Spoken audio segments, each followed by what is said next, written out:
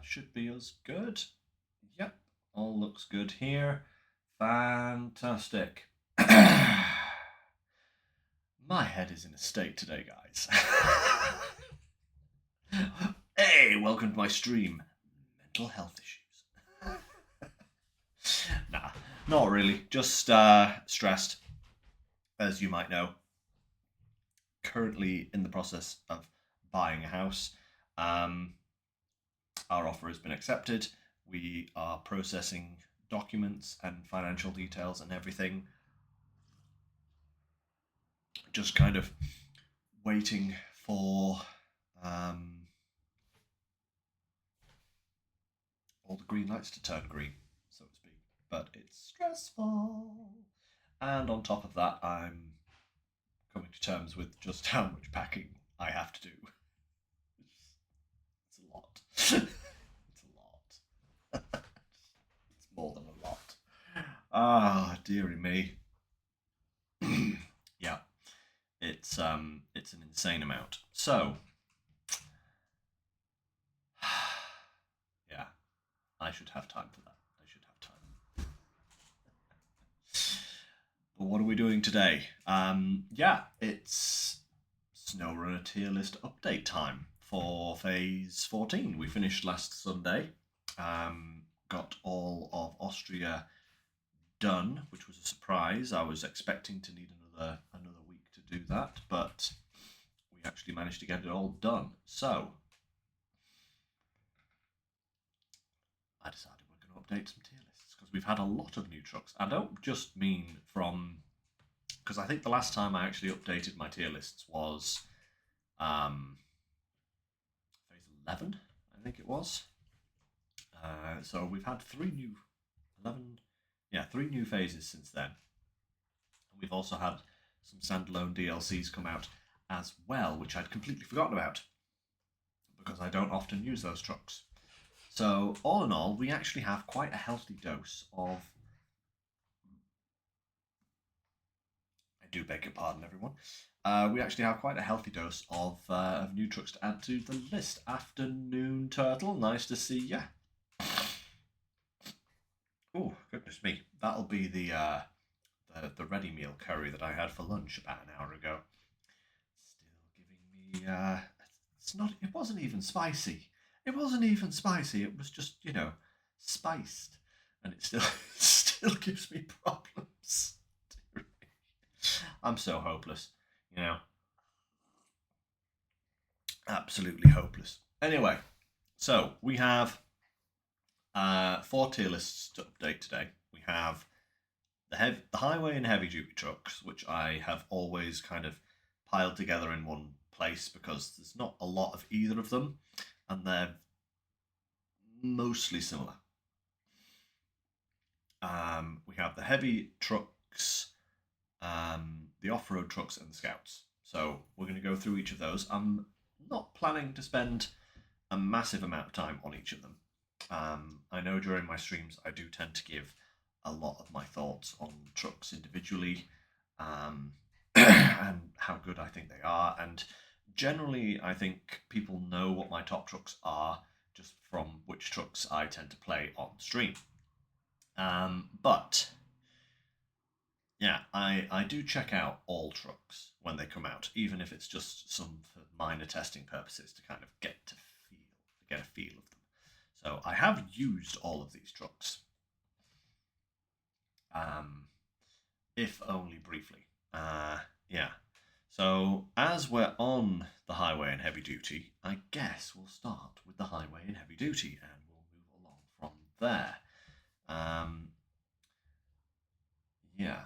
So I've slightly reworked my my rankings here. Usually I just have S to D, and I don't have anything associated with them. That's what I've kind of done in my previous things. This time I've tried to put like a qualifying statement for each category. So if I feel a truck is overpowered, it goes in the S class. Overpowered basically means if you have a problem and you take this truck to that problem, it will do it no matter what, and you will have no problems. In fact, you might have it might almost become boring because the truck is that good. Solid is basically where I hope most trucks end up because solid means to me it's a good choice. It will do the job. It might have a few little uh, nuances that need to be managed a little bit, like might be a little bit hungry on fuel in some circumstances, or it might not have the most amazing selection of add-ons available, or something. There'll be a slight issue, but it won't be. Um, it won't spoil the truck, so to speak, but it also prevents it from being what I considered overpowered. The B class for capable, that's going to be trucks that are good at doing some things. Um, the minor foibles of the class above it become slightly more um, problematic. Not terrible. They don't prevent the truck from working, but they might prevent it from doing certain things. So that is, for example, maybe a lack of mud tires or something like that that prevents it from going through the worst terrains without assistance. Something like that. That's a capable truck. Underpowered C is basically trucks that, without a buff, are going to struggle in a lot of circumstances. The minor foibles, the slight issues become serious problems. They might be severely underpowered. They might not have any add-on selections at all, apart from like one or two. They might be outclassed by 20 other trucks or something like that. They are something needs to be either given to them or their engine needs a buff or, something about the truck needs a major overhaul to kind of bring it up into kind of a better place. And D for terrible is just don't use them. They're awful. They're not good at all. You are actively griefing yourself if you use a terrible truck. That's kind of where, unless you are literally playing for the ultimate challenge of trying to complete SnowRunner with a truck that should never have left the garage, then, that's that. But what I thought I'd do is rather than starting with all the trucks on the list, like I have done previously,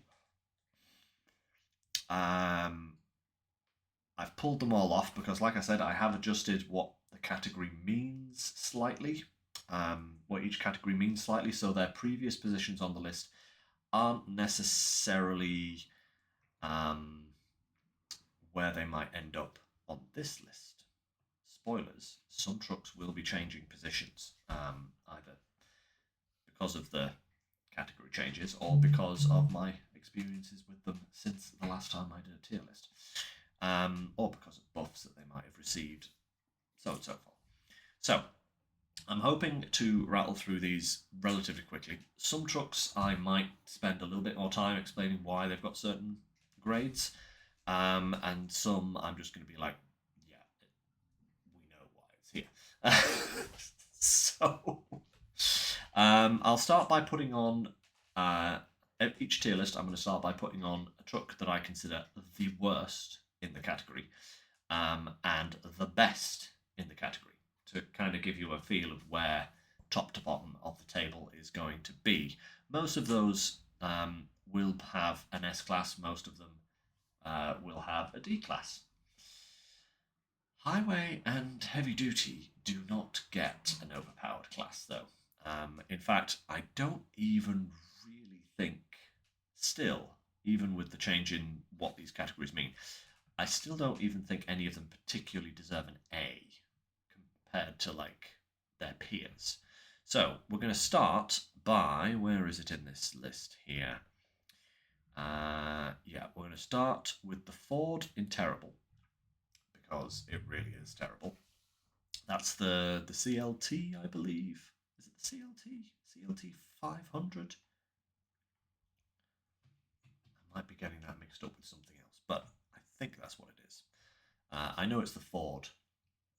And whilst we're at it, we'll also put the other one, the other highway, original, the original highway pair in the terrible class. They are bad. They have no all-wheel drive, no diff lock. They don't get mud tires. I don't even think they particularly get any good tires. Maybe a little bit better now that the Jet Pack's out. They might have a slightly better selection of tires there, but overall, they're terrible. They really are bad. Good for tarmac, but that's literally it. And most of the time, tarmac in SnowRunner just doesn't exist for long enough to warrant using these. That being said, possibly Austria, they could see some good use because you do have that road that runs all the way through the second map, top to bottom, and pretty much links up with the road that goes all the way through on Unterfeld as well. So you've almost got like a complete circuit, apart from that collapsed bit of road. So they could be useful there, but not so much. And the one that I'm going to put in first for capable is the HX. The HX was a favourite of mine since it came out, really. I think I was... When that came out, I think I was doing... Oh, goodness me, I cannot remember. I want to say maybe Alaska. I can't actually remember when the HX came out, but it is a good truck. It has all-wheel drive and diff lock. It's a heavy-duty class. It has a good selection of add-ons. It's not a bad engine. It's a good hauler, and for a long period of time, I did actually use this truck quite substantially in the game.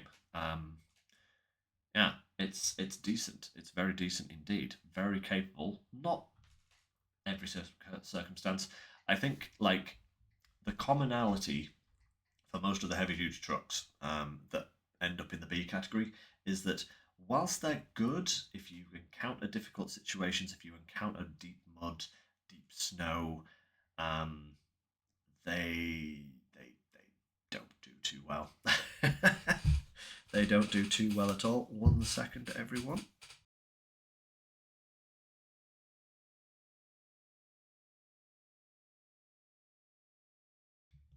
Sorry, my nose has been itching there. But yeah, so HX can go in there.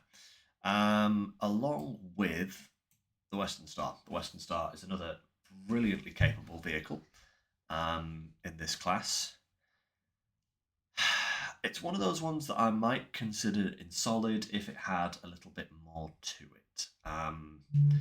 It's got a shorter wheelbase, so it can't do crane bed trailer combo thing. It can only do crane and semi-trailer, or it can do bed and trailer. So you don't get all three, sadly.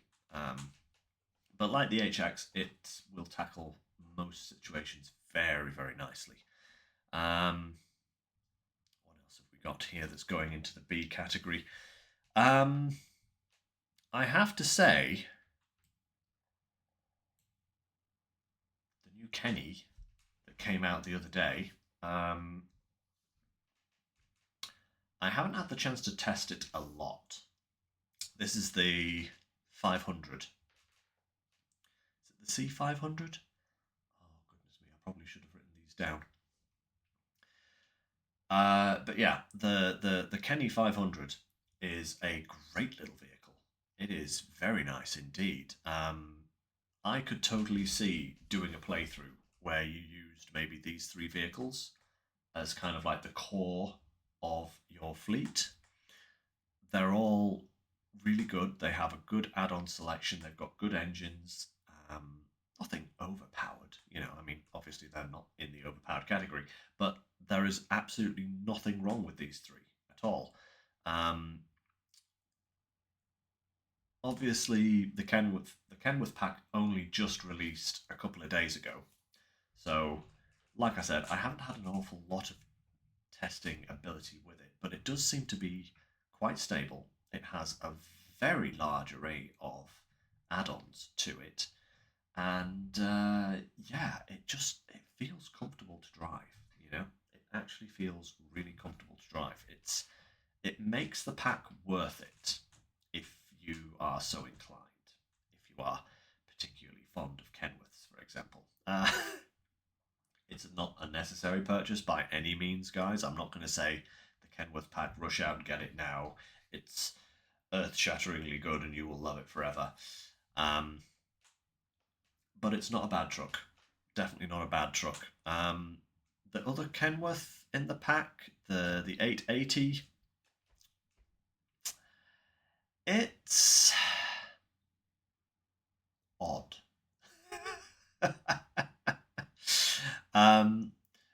It's quite funny because considering the engine that it has, putting it into underpowered is a little bit strange for me because it actually has one of the best engines in the game. I think it has the joint best engine in the game, if I'm not mistaken. Um, it's ridiculously powerful. Um, Ridiculously powerful, but it can't really utilize that power because it doesn't have all-wheel drive. So only the rear wheels are giving you any power. Now, if this did have an all-wheel drive option, I think this truck would be joining its brother in the capable category. Again, it's got a really good selection of add-ons.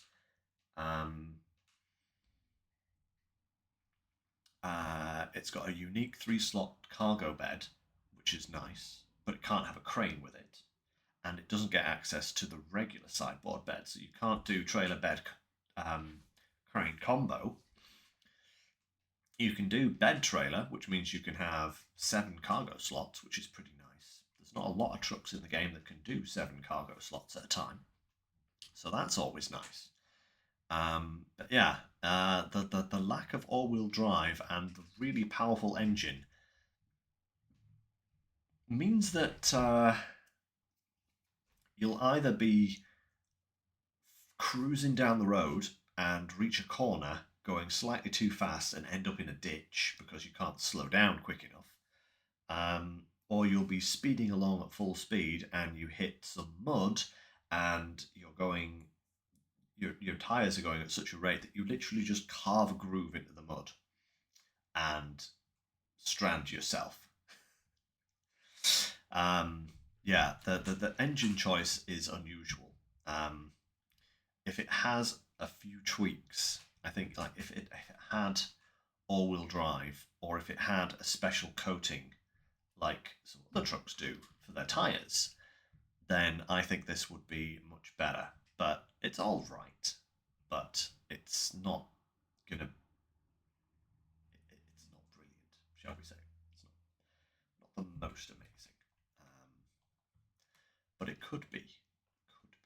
And if Sabre decide to tweak either of these two vehicles in any way, I think we could be in for some really, really good trucks in these two.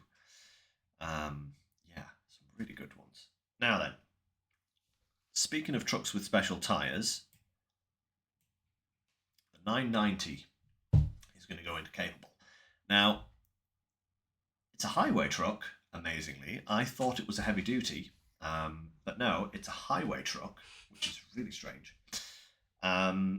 It was terrible at launch because, like the new Kenny highway truck, it just has rear wheel drive, and I believe it has always on diff lock. Actually, give me 1 second there, guys.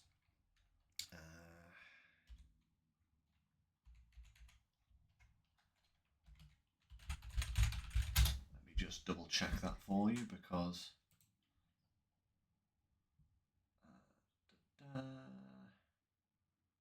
Yes, it has always on diff lock, which is nice. And special coatings on its tires, like the like its kind of brother truck, the 512. Yeah, the 512, the Freightliner 512, I think it was. But it has a similar situation. It has special coatings on its tyres that give it a really good mud and off-road rating, but it only has rear-wheel drive and it has diff lock. So it's a very capable truck. Actually, it's like the Kenny would be. Like I'm saying, if the Kenworth had special coatings for its tyres, it would be up here alongside it. But I think the 990, so many numbers for these trucks, it's ridiculous. The 990 pulls ahead and just slips into the capable category, I think, here. Um, Again, not had much experience with it. Haven't used it on stream. I have used it in other places, in other playthroughs, and just some various testing that I do as well when these new trucks come out. But yeah, not bad at all. Not bad at all. Don't take it everywhere. Um, like I said, the capable class is capable, but not invincible. Um, so yeah, you can get yourself into trouble. Let's see. What else do we have here? I guess we'll do the two cats. I can't remember which one is which out of these two. they tend to blur together. I know one is slightly better than the other. I think it's this one. Or is it this one? No, I think it's that way around. I can't remember which one is which here. Just pull up this, and then if we go to these guys, yeah, the 681, in my experience, has been a better vehicle in general than the 680. I haven't used either of these in a long time, I will admit. I believe they came out the same time as the HX, and I did use. I certainly used the 681 on at occasions, and I think I used the 680 less frequently. But they're not bad. But I do remember the 681 feeling better. So I'm going to pop it there, and I'm going to put its brother just a little bit below it. Yeah, I think so. I think that's what we're going to do. Now the three base game trucks. So we've got the GMC, we've got the Chevy, and we've got the Fleet Star. The three trucks that you really start the game with in Michigan. None of them are terrible, but I would also say that none of them really push into the capable. Well, I think the GMC just edges capable. It's had some buffs. It now has all-wheel drive. It has diff lock. It has a good selection of add-ons. Excuse me there. It has a good selection of add-ons, and it's not bad. It's not bad. The other two, not that one, this one here, I'm going to put into underpowered. The Chevy is. I've never had good experiences with it. I'm almost tempted to push it down into terrible. It's only a 4x4. It just. I think the problem is its power. It just does not have very good engines, and it does not.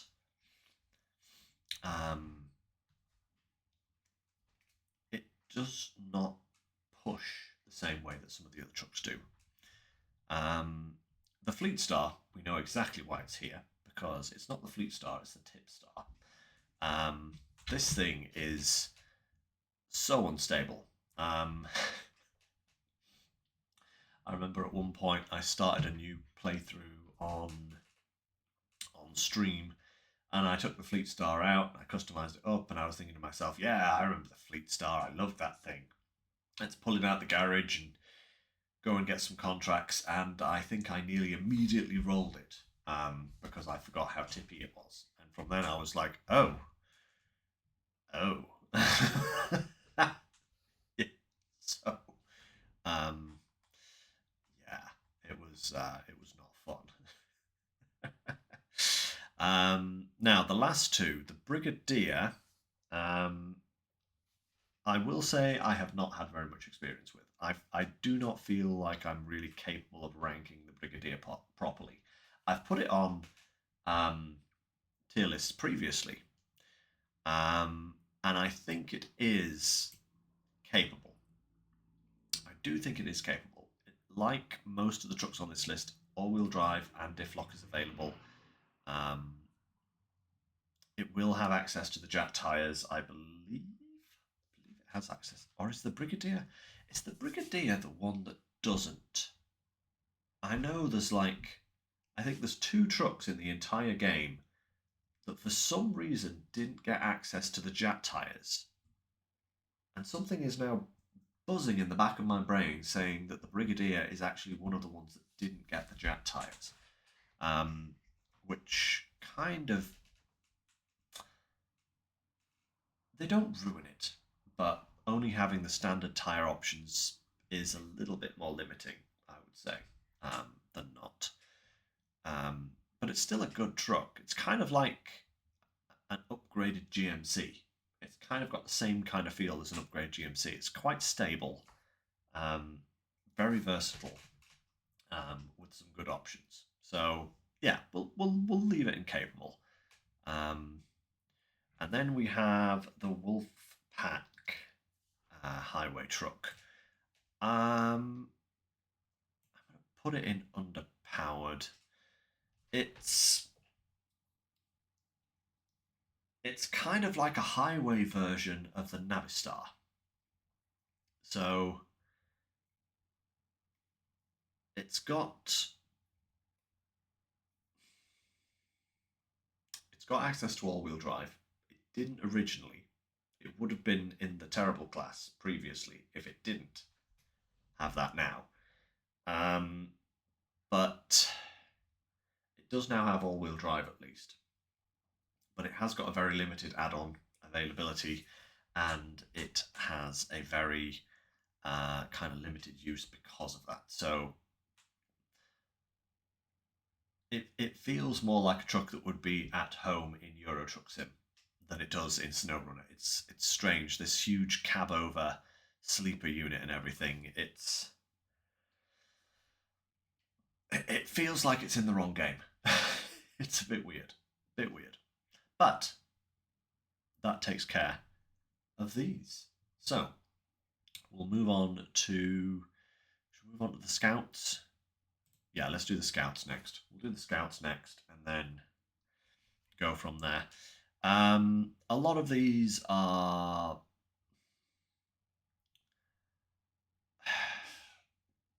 the small scouts. The small 4x4 scouts are pretty much all the same. There is very little new here at all. Worst scout in the game? The cat. Easily. Boom. It's not a scout. It's a utility vehicle that has no utility because cranes exist. You know? So why would you use the forklift when you have a crane?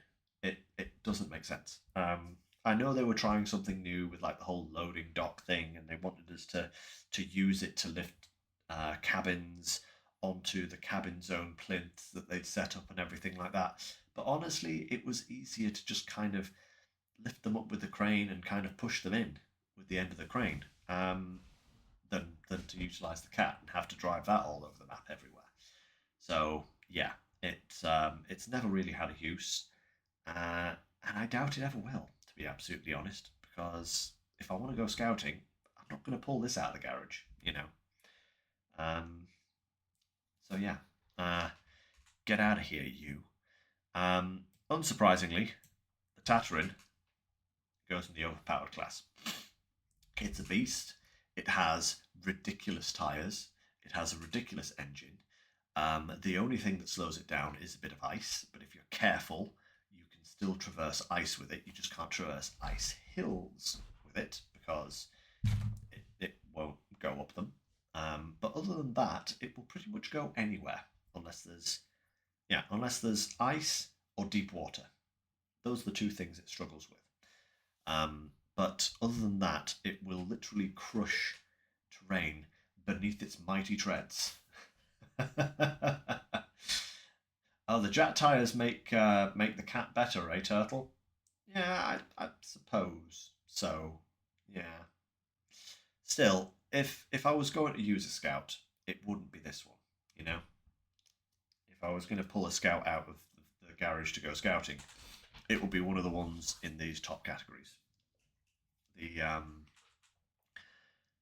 This just doesn't feel good. But hey, maybe I am slightly biased because I've always considered it to be terrible.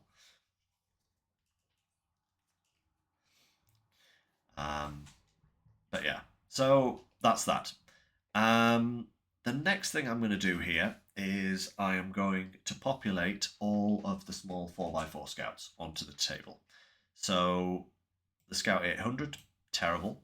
Um, really, really terrible. The Rock Climber, also terrible. It's a slightly bigger Scout 800. It's awful. Go and check out my Almaty playthrough section on YouTube if you want to see just how badly I struggled with the Rock Climber. It basically is a slightly bigger Scout 800. It has the same kind of wallow and terrible handling. It's just awful. Now, what's this one? That's the Neo Falcon, isn't it? That's capable. Neo Falcon's capable. It's all right. It's fine. You know. The old style Jeep, terrible. The both Land Rovers, I'm going to put in underpowered as well because neither of them have really impressed me ever. The Don, that's going in underpowered. It's again, it's just been a bit. It's a vehicle. It drives, but it's nothing to write home about whatsoever. There are far better 4x4s.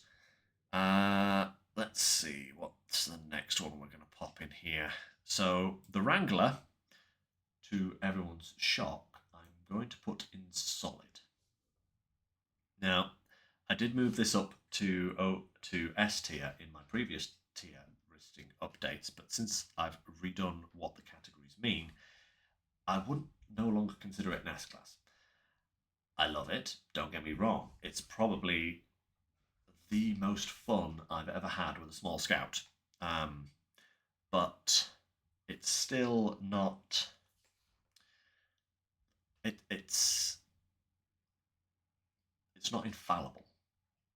You know, it's definitely not infallible. There are some situations that it does struggle with. Any deep conditions it does not like. Um, Fast moving rivers, strong currents, that kind of stuff doesn't do good with them because it's small. You know, it's not going to plow through a river when it only weighs 3 kilograms. You know, so yeah, it can go in solid, and the AAC is going to go right alongside it because that thing I was trying out some on Austria, the phase we've just had, and it's kind of like a free version of the Jeep. It feels very similar to Drive. It's a little bit less swingy because it doesn't kind of sit quite so high on its suspension, but it's so much fun to drive. Really good little vehicle. Probably the best small scout that we've had since the Jeep came along. Um, yeah, yeah, definitely. Let's see. The Chevy, that can go incapable. It's a good workhorse, you know. It's better than these guys, and we get it at the start of the game, and it just has so many upgrades. It gets so many different engines. It gets all-wheel drive, diff lock. It gets massive, massive mud tires um, for a small scout. It's just fun, you know. I mean, yeah, eventually you will put it in the garage and not bother using it anymore. But up until that point, it probably will not let you down, you know. Um, it's just a good solid workhorse of a scout. We still have some small ones. The Gore. It's not underpowered. I don't want to put it in capable, but it is capable. The problem I have with the Gore is that it's a bit wobbly. Um, it tends to sway a lot, and that kind of you end up kind of zigzagging down the road with it, or at least I found that I did that. But I can't deny that it has amazing engines, amazing tires, and will plough through most situations quite happily. So yeah, I'll put it in capable, but personally, I'm not a fan because I don't like how it drives. But objectively, it is still capable. The Hummer, again, capable. Strong vehicle. Didn't use it much after the base game, I must say, but it was a fun ride. It was a fun ride, you know. What's this one? Oh goodness me, let me look this up. I can't remember what that one is called.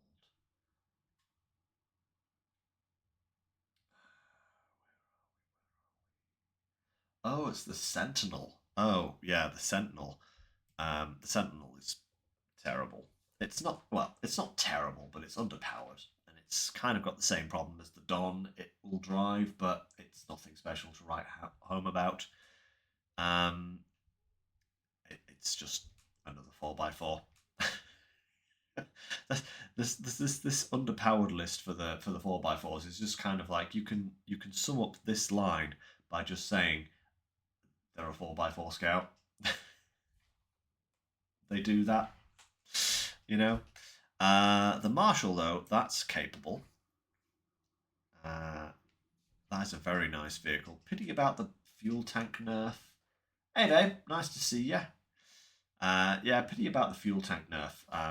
That does limit its range a little bit, but it's still a very good vehicle and well worth it. The Loaf, also capable. I haven't used it very much, but I have tested it and it is good once upgraded. It's not bad at all. Same as the Razvani tank. It's all right. Again, I think we used that on Almaty. Was it Almaty that the tank came at? I think it was. Um, yeah, I think it was Almaty region, and we used it there, and it did scout things. But again, it's not as underpowered as these ones, but it just does scout things. The Tuz, never really liked the Tuz, to be fair. I know some people say that this is a great little vehicle for doing things, but I've never really found the use for it. I think I've ranked it higher previously, but you know, looking at where where the tier listings are going at the moment, yeah, it's just another small scout. That's all I can say about that. Now, the 6x6s. So we have the Chevy Apache and the. Do I want to put any of the other ones in there? No, I'm gonna put the Chevy Apache in capable. It's not bad. Can't have a trailer, sadly, like some of the other 6x6s. Um, but it's all right. It's all right. I've never really been a fan of it, I must say, but it's not a terrible vehicle by any means. And I know that some people love this one, but yeah, it's capable, but nothing special. The Razvani, that can go in solid. Um, I would say the Razvani's biggest problem is that it doesn't its tire size means that in deep mud it gets stuck more often than not, and it can't have a hitch. But you've used the Apache, that one, Turtle. Do you mean there, or do you mean the Razvani? But yeah, so the Rev. Yeah, the Rev is a decent scout. It's kind of like um, a Ford 750 light. You know, it's a bit smaller. It's got an extra set of tires. It can have a lot of fuel and repair points on it. It's a great little kind of mini recovery vehicle. You know, it's certainly not the strongest for recovering, but if you just need a vehicle to go out somewhere, repair something quick, refuel it, and get another truck back on the road, the Rizvani is great for that. And the fuel and repair parts also give it great longevity when you take it out scouting as well.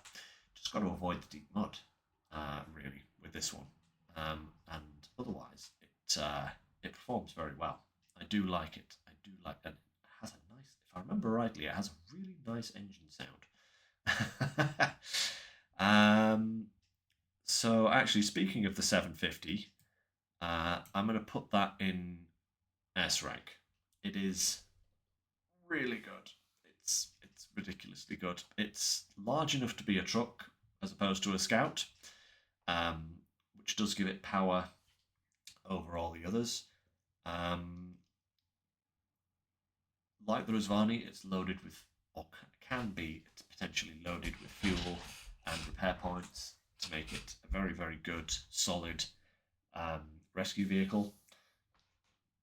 But unlike the Razvani, has a little bit more power behind it. So if you need to pull something out of a ditch, or if you need to right another truck, the 750 actually has kind of the power to do that, more so than the Rizvani.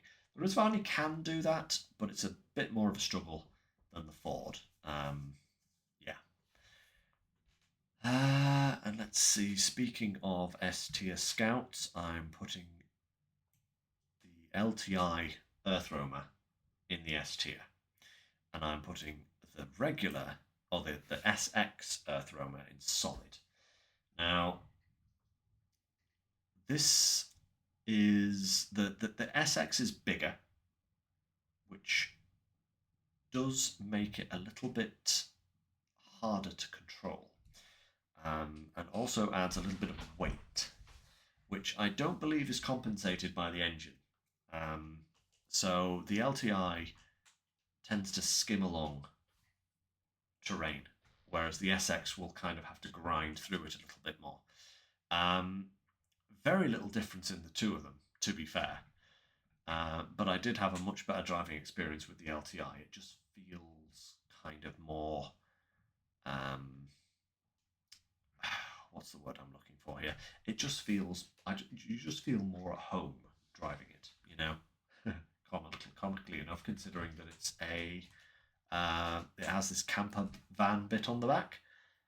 But yeah, it's. Excuse me again, guys. There we are. That's better.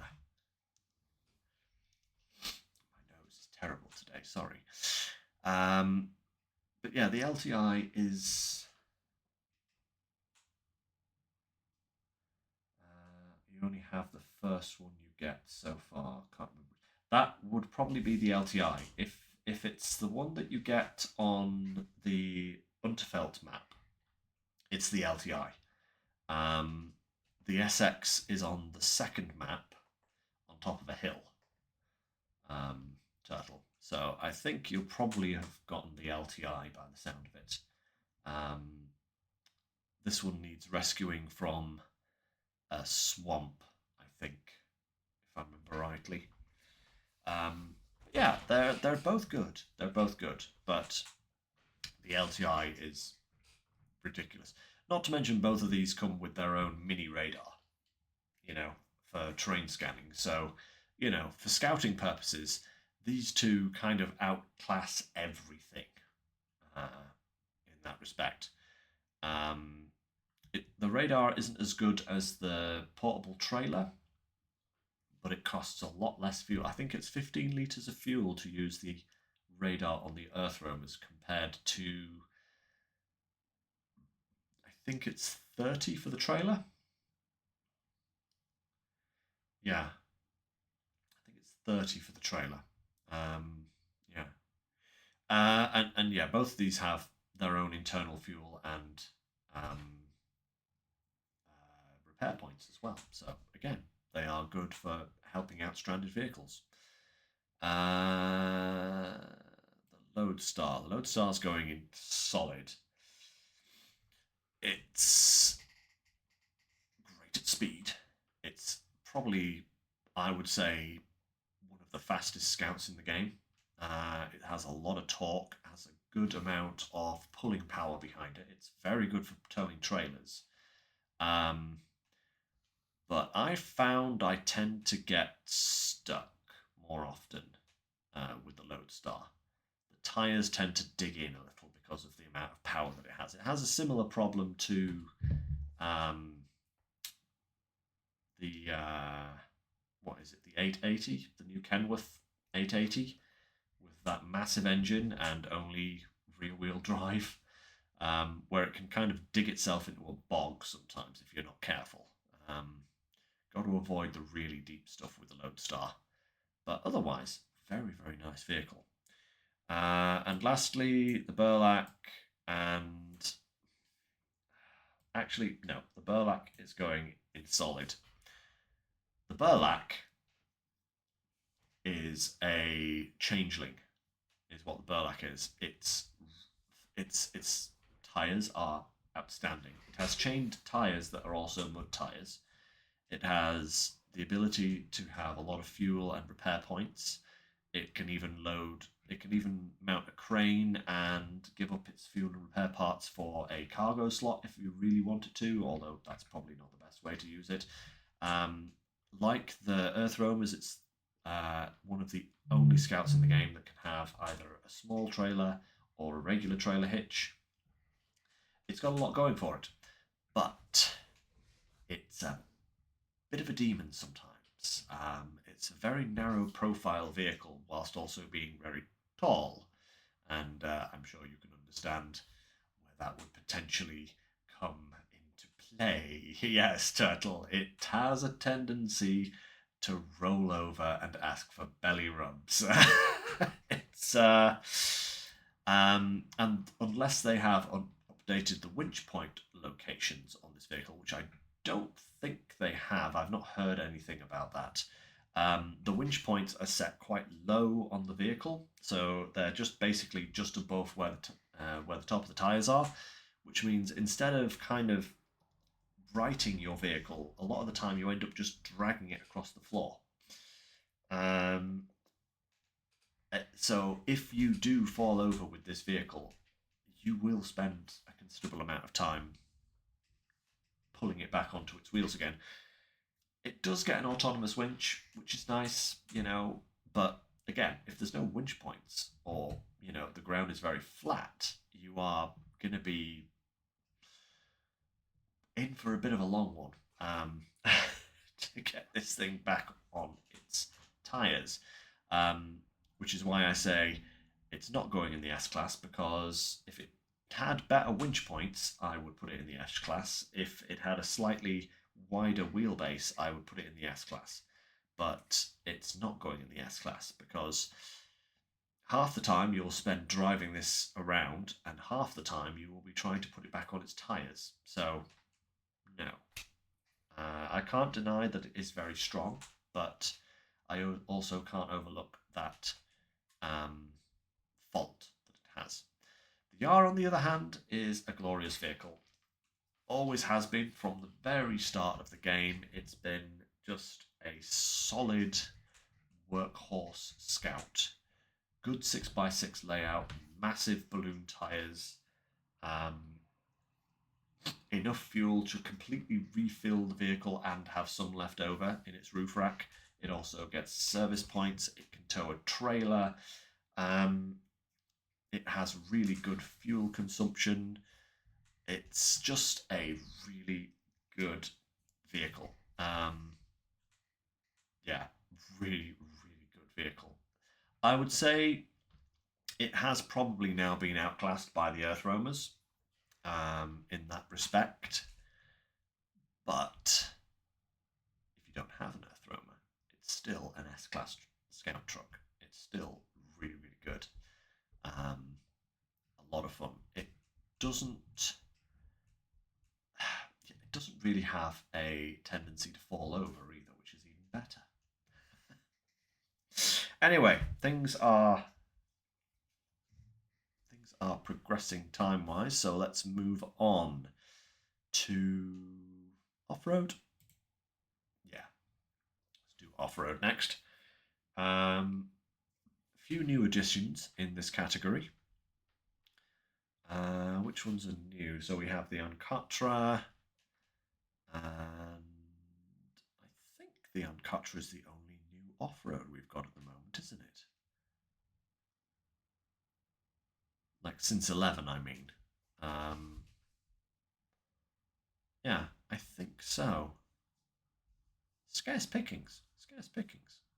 So, as always, let's slot in some family favourites and some family failures. So, both arcs going terrible. The civilian is probably better than the standard, but they like the standard Ankh has no customization. The civilian Ankh has very limited customization, and whilst both of them have an incredibly powerful engine and are very, very speedy, they are both incredibly tippy, incredibly fuel thirsty, don't get any extra fuel, and are kind of a nightmare to drive because they are so fast. You find yourself clipping a pebble on the stone on the road, and you will be on your roof in a ditch like immediately because of how fast you can go. So the only option is to crawl along, and then if you're crawling along, you might as well take a truck that has better options and fuel and repair parts and stuff like that. So they are conundrums. Conundrums they are. Very, very odd trucks, the pair of them. Let's see. One for the S class straight off. Let's have a look here. Which one am I going to put straight up into the S class? It's got to be the Tega B. Honestly, best off-road truck in the game. I really do think so. I have been using it a lot more on stream in the last few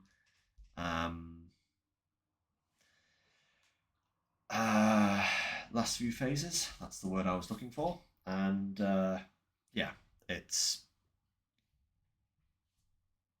does everything. You know, it has amazing add-ons. It has good power. It has great tires. It could be ever so slightly fuel thirsty at times, but so long as you're not running around with the all-wheel drive on 24/7, you can actually manage that very efficiently. So I would say it goes up there, and I'm actually going to put its brother right next to it. I feel like the B beats out the original Tega King, but only just. They're both very, very similar, depending on whether you want a long or a short wheelbase. I would say the Tega B is probably better for bigger cargo jobs like crane bed, trailer kind of jobs, whereas the original Tega is much better with a semi trailer as opposed to the cargo bed. But yeah, both great vehicles, absolutely fantastic. Let's see here. Where next? The Ancatra. Let's rank the Ancatra. The Ancatra is going into capable. It's really only there for farming. I'll be real. but it does do farming really well. I like that it has a standard truck steering setup, you know, um, as opposed to the articulated steering that all the other tractors have. It means that maneuvering around fields, driving between fields, is so much nicer. It has a much nicer feel to it than most other tractors. 1 second. There we go. All right. Um, it can have a logging crane, but I wouldn't use it as a logging vehicle. Not at all. Would not use it for logging whatsoever because it can't carry logs itself, so it has to rely on a trailer. Therefore, it can only carry one lot of logs, and pretty much every other logging capable truck in the game can carry more logs than it, and usually also have a crane as well. And it can't do long logs, so there's that as well. So, yeah. But when it comes to farming, it is incredibly capable. But farming is pretty much all it does, so it's not going to go higher on the list, but it can go into a nice happy B. The Sprinter.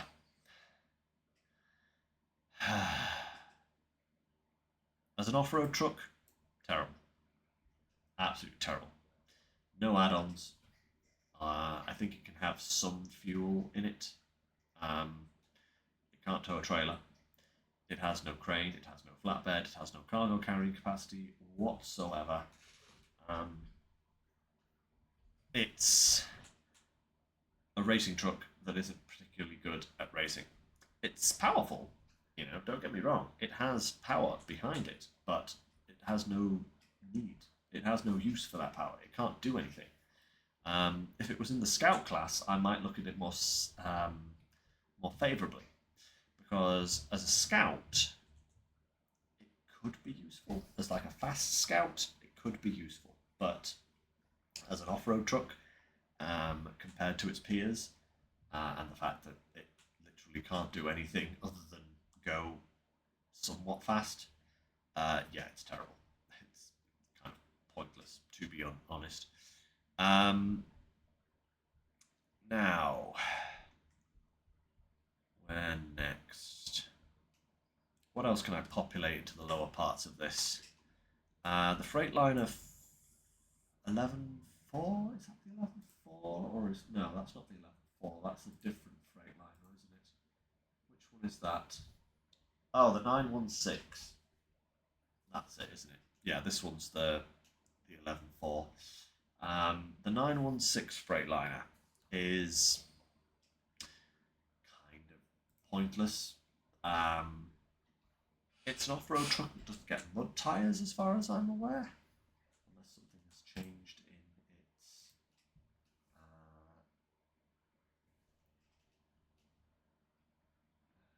not going to tell me on that page, is it?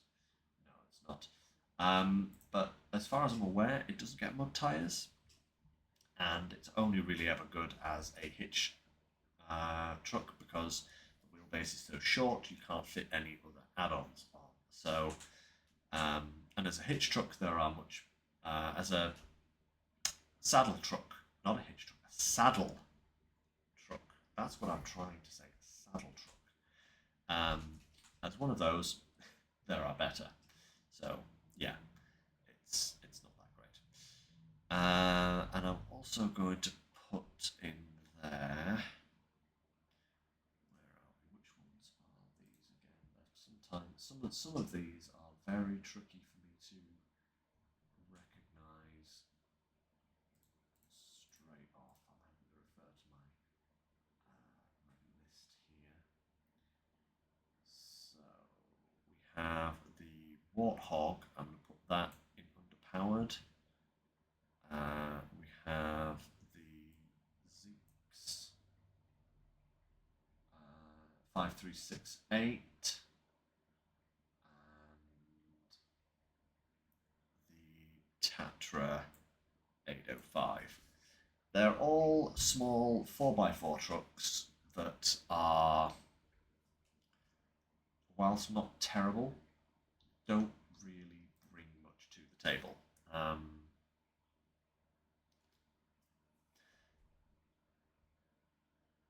They're not bad. I believe I used the Tuz on a moor for some cargo shuffling duties at one point. I don't think I've used the other two on stream, but I have used them on my own playthroughs, and they're just underwhelming. Basically, there's nothing exciting about them. There's nothing special about them. I don't see how you could make anything special about them, to be absolutely honest. They're so small that they can only do very, very limited things, and I think that that is to their detriment. They just don't. They don't have the utility of other trucks. Speaking of slightly better 4x4s, though, so the Crocodile, the Action, and the Zeeks. These are 4x4s that I feel are a bit better. The Action is great because it actually now gets an autonomous winch, I believe. So it can get itself out of trouble very nicely if it falls over. The Crocodile is just a really solid all-round truck. Good power, good utility, but not overbearing.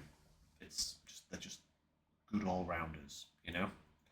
And the same with the Zeeks. I think I kind of badmouthed this one previously, having used it a bit more on what was the one after Ontario? British Columbia. I think I used it a little bit more on British Columbia, and I didn't like it as much as I did when I was driving it on Ontario. It's all right. That's all I can say about it, really. There's nothing particularly fantastic about it. It's just a fairly decent truck. Now, the rest of these, I do believe. Oh, wait, no. We're going to put the Freightliner, the 11.4, into capable as well.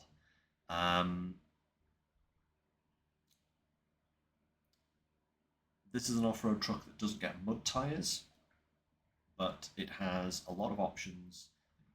All wheel drive, diff lock, I believe.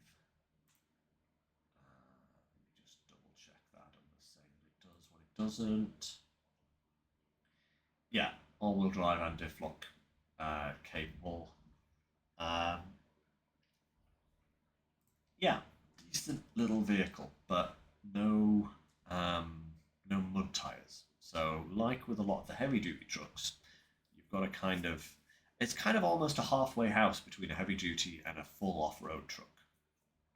Um, it's very fun though, very fun indeed. I remember using this on the main map, I think it was. Yeah, where you get the Forester, and I had great fun. I had great fun with that vehicle on that map. I really did enjoy it. But yeah, so capable but not overpowered. Yeah, that.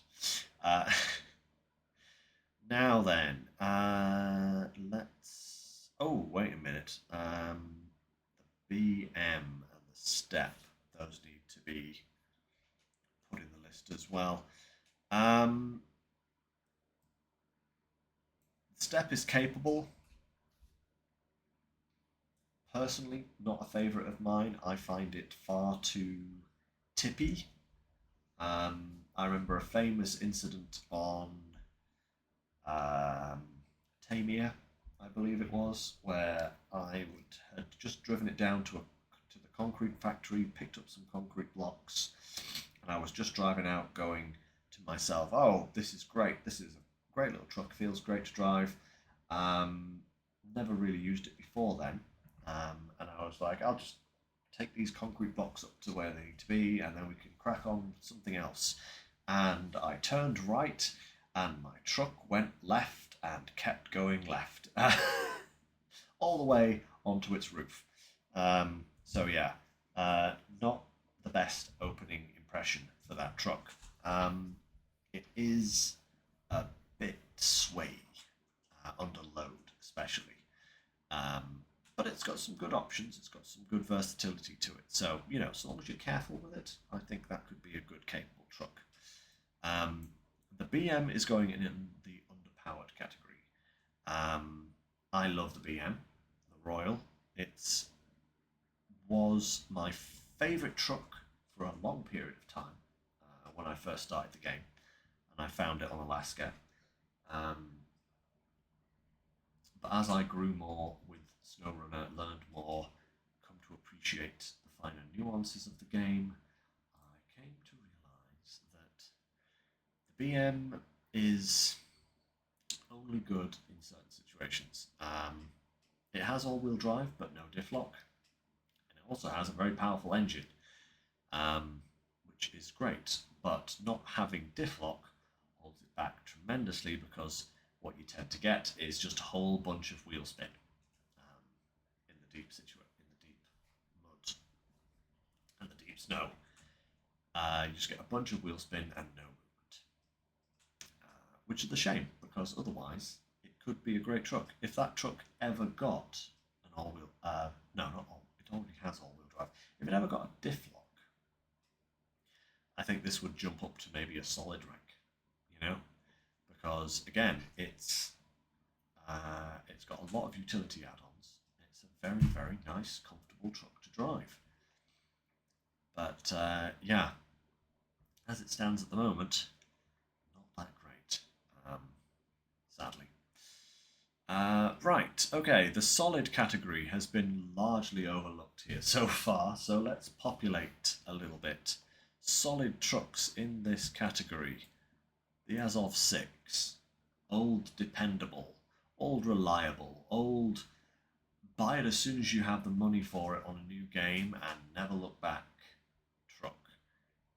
It might be slow, it might be ponderous, but it's stable. I've had this thing virtually 90 degrees and the engine has still been running and I've still been able to right myself. It has a good array of add-ons. It's just a really solid workhorse. Like I said, it's incredibly slow. It's probably one of the slowest vehicles in the game, but there are some sections of the map where you need to go slow and you need to be stable and you need to be careful, and this is a great truck for that. So it goes straight into the solid category. Along with the Pike, I think. The Pike is another solid vehicle. A bit smaller than some of the other off-road class trucks, so it doesn't have quite as much weight or power to its name, so you've got to be slightly careful in the thicker conditions because its tyres aren't big either, so it can kind of beach itself on occasions, but it usually has the capability to push through, and I've had some good times with this truck. It's been a solid workhorse in my fleet for the longest time, and it's only really in the last couple of phases where I've put it back in the garage in favour of some other trucks. One of which is the Phoenix, which is another solid truck. It now has a crane, so one of its major problems has now been fixed. Unfortunately, it is the Tatra crane, which I've come to appreciate is really not that great.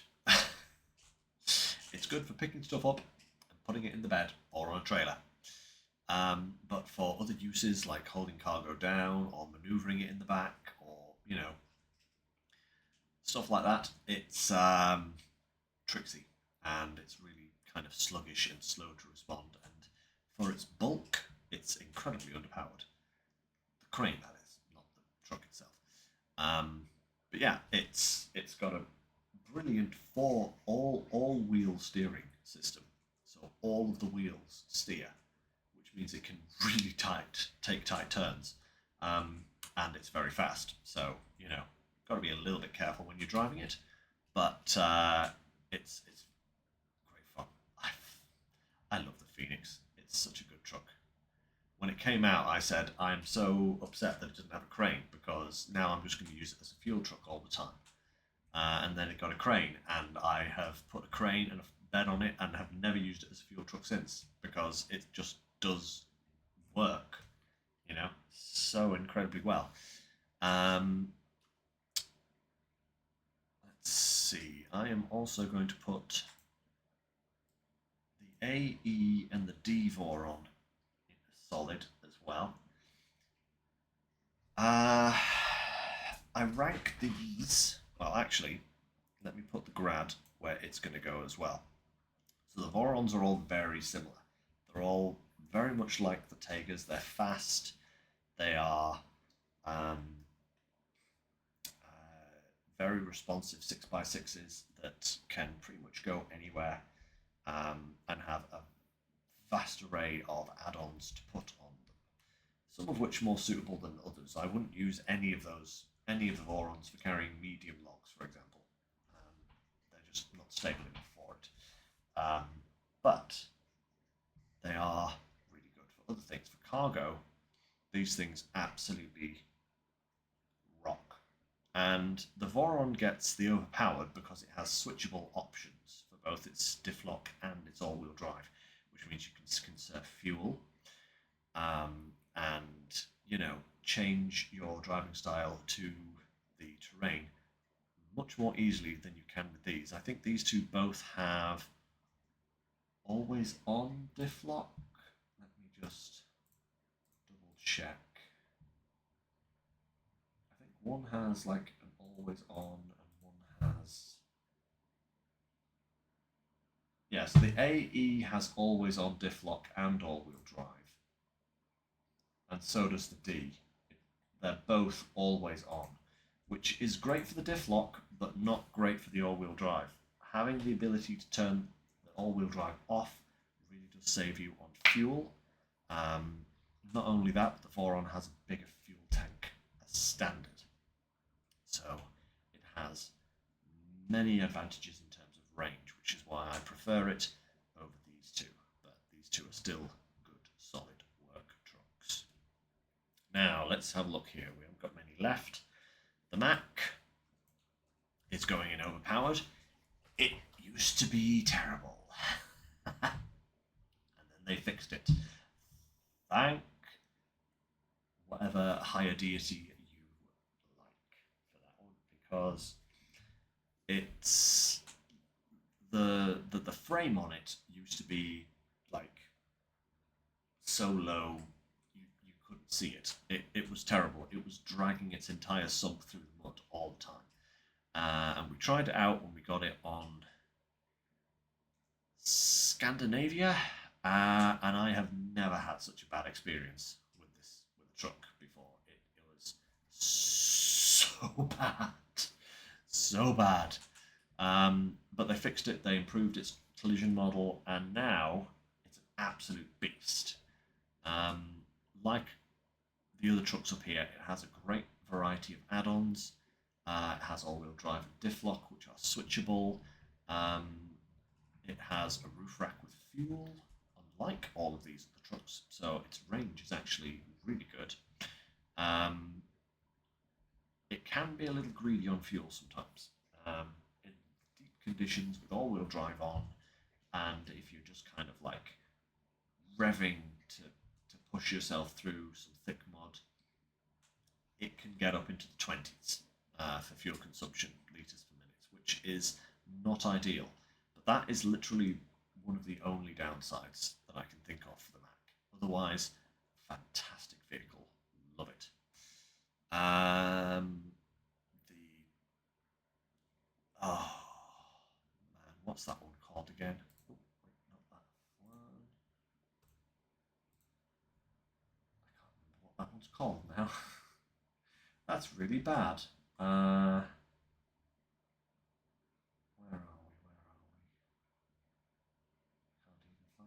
list now. Oh man, come on, where's it at? The Bandit. Of course. How could I forget the Bandit? Yeah, the Bandit's great. Solid truck. Limited range because of its small fuel tank.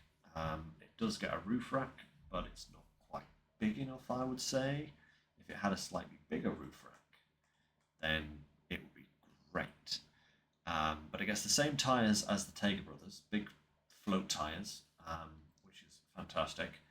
Can be a little bit unstable at speed because, again, it's quite a speedy truck. But if you put a saddle on it and use it with a saddle, a crane, and a sideboard bed, it's one of the best trucks for doing that with, I feel. It's a really good, capable truck.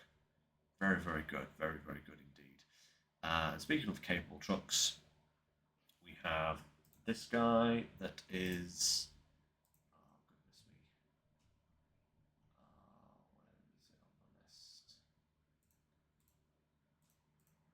Turn those options off. Paystar. That's right, the 5070. Another buy it as soon as you have the money to truck, very much like the Azov. I would say the Azov is better, but I think this thing is easier to get because it's cheaper and you don't have to leave the American regions in order to get it. But yeah, very, very good early game truck that will still see you into the late game or the later game. I would say some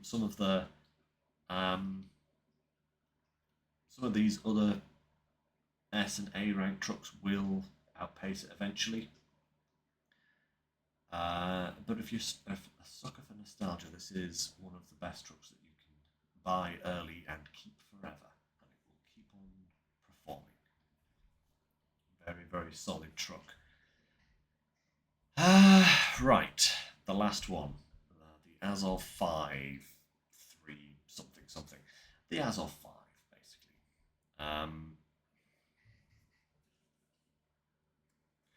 This truck annoys me because this truck to me could be the most fun truck in the entire game, I think. Like um, like the Tegas, like the Vorons, it's incredibly fast. It's very maneuverable. It's an 8x8 with always on diff lock and all wheel drive, if I believe, if I remember rightly. It is super, super speedy, like really kind of trailblazer like. But it has one massive, massive issue, and that is the size of its fuel tank. It has a tiny fuel tank and a massive fuel burn consumption, even in high gear, even with the best gearbox it can have for fuel efficiency, it still burns fuel like nothing under the sun. And for that, it's going in capable. I can't rightly put it in underpowered. It's it's not as bad as these, but it's got a massive problem, and that's its fuel tank. If its fuel tank got increased, if they changed it from 200 liters to say 300 liters or 350, or gave it a better roof rack with more fuel in it or something, then it might be more usable. But what I look for in a truck is continued reliability. Like, I like to be able to take a truck out into the game, do what I need to do with it, and get it back to base without having to worry about if I'm going to run out of fuel or if I'm going to fall over or, whether it'll be able to do what I'm asking or anything like that. This truck, I tried it on Ontario. I tried to like it. But I did like it, but I also hated it because it gave me anxiety every time I drove it because I never knew if I was going to get 5 yards down the road before it ran out of fuel or 50 yards down the road before it ran out of fuel. It was definitely not a long distance. It was kind of the truck that by the time I'd used it a little bit, I realised that it was a truck that you take out the garage to go somewhere. And by the time you've gotten to that place, you have no fuel left. So you leave it there until you can refuel it. It's not the best position for a truck to be in, I will say. It's not ideal. But yeah, not terrible either.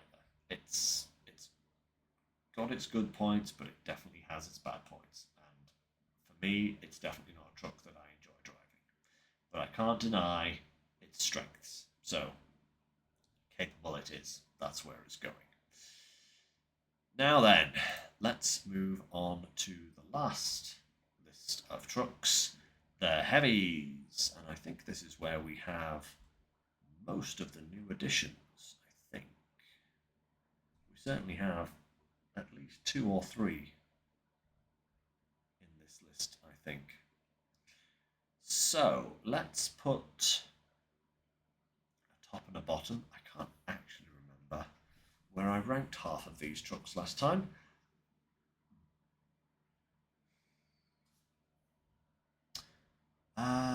Let's go for a bottom truck. Oh yes, the Cat that you get on Canada that you use for one mission and then never use again. It's awful. It doesn't have all-wheel drive. It has always on diff lock, I believe, but being only 2 big tyres at the rear that are driving doesn't really help you very much. Once you have delivered the rock trailers that you need to deliver in Yukon, it basically has no use because the only other add-ons you can put on it are like a fuel tank, and there are better refueling vehicles out there. So it gets to sit in the D tier all on its lonesome, most likely because pretty much all these other trucks will be at least C rank or above. I feel like this is the only real terrible heavy truck. But let's have a look at an S rank truck, shall we? Which one am I going to put up into S rank today? There are not as many as you might suspect, but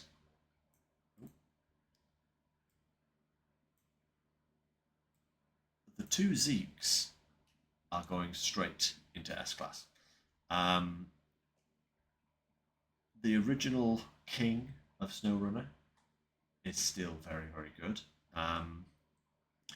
As a high saddle hauler, it excels. As a what add-ons did it get? It didn't have many add-ons. That's probably one of its only issues. The Mastodon kind of sidesteps that issue by having all of the add-ons.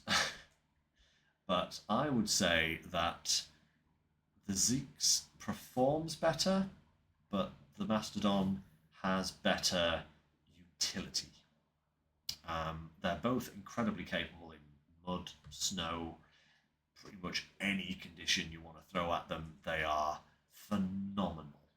You know, they will just take terrain and crush it beneath their mighty boots. You know, that's kind of where they are, to be absolutely honest. Um, yeah, they're kind of the undisputed kings, and it's kind of difficult to choose between them these days. I think originally I didn't rank the Mastodon quite as high as the original Zeeks, but I've used the Mastodon more, and it's not quite as maneuverable as the Zeeks, but it's still got um, the terrain climbing prowess as the Zeeks. You know, they're nothing. is pretty much the only thing that will stop these two things from doing things. That's kind of where I'm at with them. If you make a big goofy mistake, you can still, any truck. If you make a big goofy mistake, you're still going to come out with problems. But as long as you don't make a big goofy mistake, these two will pretty much do anything you ask of them, which is fantastic. Yeah. Right. Let's have a look here. So, the Forester, capable at doing one thing. It does it incredibly well, but it's only really good at one thing. Logging, short and medium logs, absolutely no contender. It's the best vehicle in the game for them, to be absolutely honest. You can hook up a trailer behind it. If you're carrying multiple, you can hook up a short sideboard bed trailer behind you, fill it full of logs, and then just load your own logs and turn them in when you get to the destination. It's a really good vehicle for logging, and I always bring it out of the garage whenever I need to do some logging. Yeah, it's just a really, really nice vehicle for that. So, but like I said, only really good for doing one thing. Yeah, don't really want to do anything else. Right, let's move on. What are we going to do next? Let's do the Azovs that we have here, because we've got 3 Azovs to rank. The Antarctic, capable. Again, this is one of these vehicles that I do not like particularly. It has a limited number of add-ons, but I cannot deny that it has a lot of power, very big tyres, and the ability to push through just about any kind of terrain that you want. The only issue, well, there are several issues with it. One, it's articulated steering, and it's not particularly good articulated steering because it overbalances itself very easily. And adding to that overbalancing issue is the fact that, like the Burlak, it's very narrow and very tall. Because of that, it has a tendency to fall over. And being a much heavier truck than the Burlak, getting it back on its tyres again is not an easy thing. So I can judge it as capable so long as it's on its wheels, but it might not be on its wheels all the time. So, but very strong truck, very powerful truck. The Atom. Until recently, I did not look very favourably upon the Atom. When it launched, I was very excited because I was like, ooh, a new 8x8 Azov truck that is like being compared to like the 6 and the 7. Nice, that sounds fantastic. And then I drove it, and it just kept falling over all the time. It's like I took a slight turn, and it would just go boop immediately. Wasn't impressed. Put it back in the garage. Thought nothing of it. Then they buffed it. They made it a whole lot more stable. And now, I honestly think it is one of the best trucks in game. It has a unique maintenance frame add-on, which has more fuel and repair points than the normal maintenance frame add-on. And being 8x8 with all-wheel drive and diff lock and a powerful engine, it can go places, It's not particularly fast. I don't think it's quite S tier, but it's certainly a very solid truck. And as a recovery truck, it's phenomenal.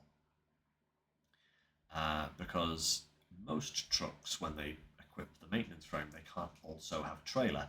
This can. So you could even tow a fuel trailer or a service trailer behind you and take even more fuel or repair points to wherever it is you need to go. Or you can take all of the fuel and repair that you have and tow a cargo trailer. You know, take a ramped flatbed with you and carry cargo at the same time. It's just very versatile, very, very good indeed, just like its brother, the 7.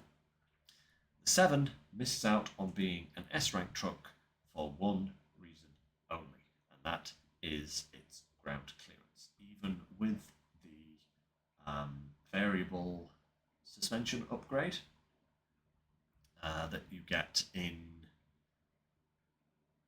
Is it a Moor? I think it's a Moor of all places that you unlock it.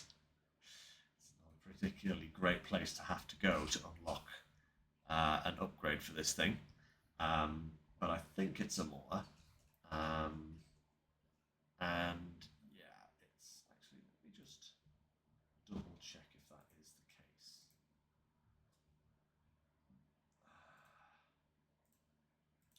7.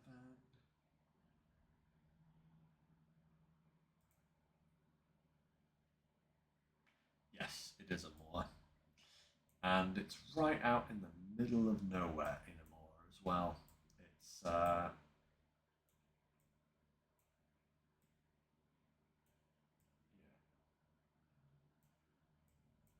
Chernokamsk.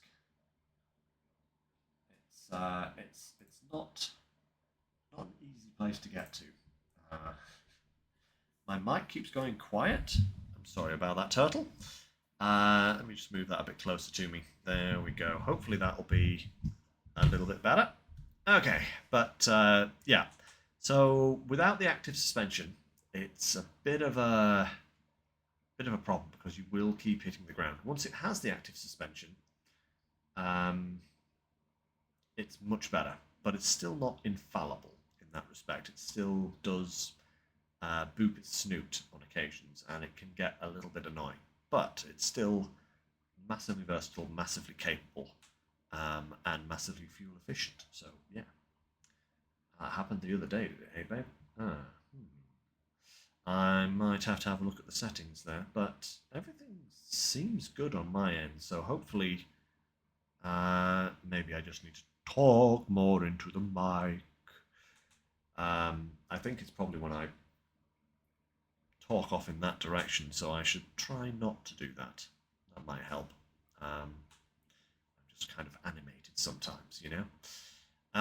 Anyway, let's move on from the atoms, the Azovs, I should say, and let's rank the 3 tractors. So the Kirovits, and the Futon. The Kirovits.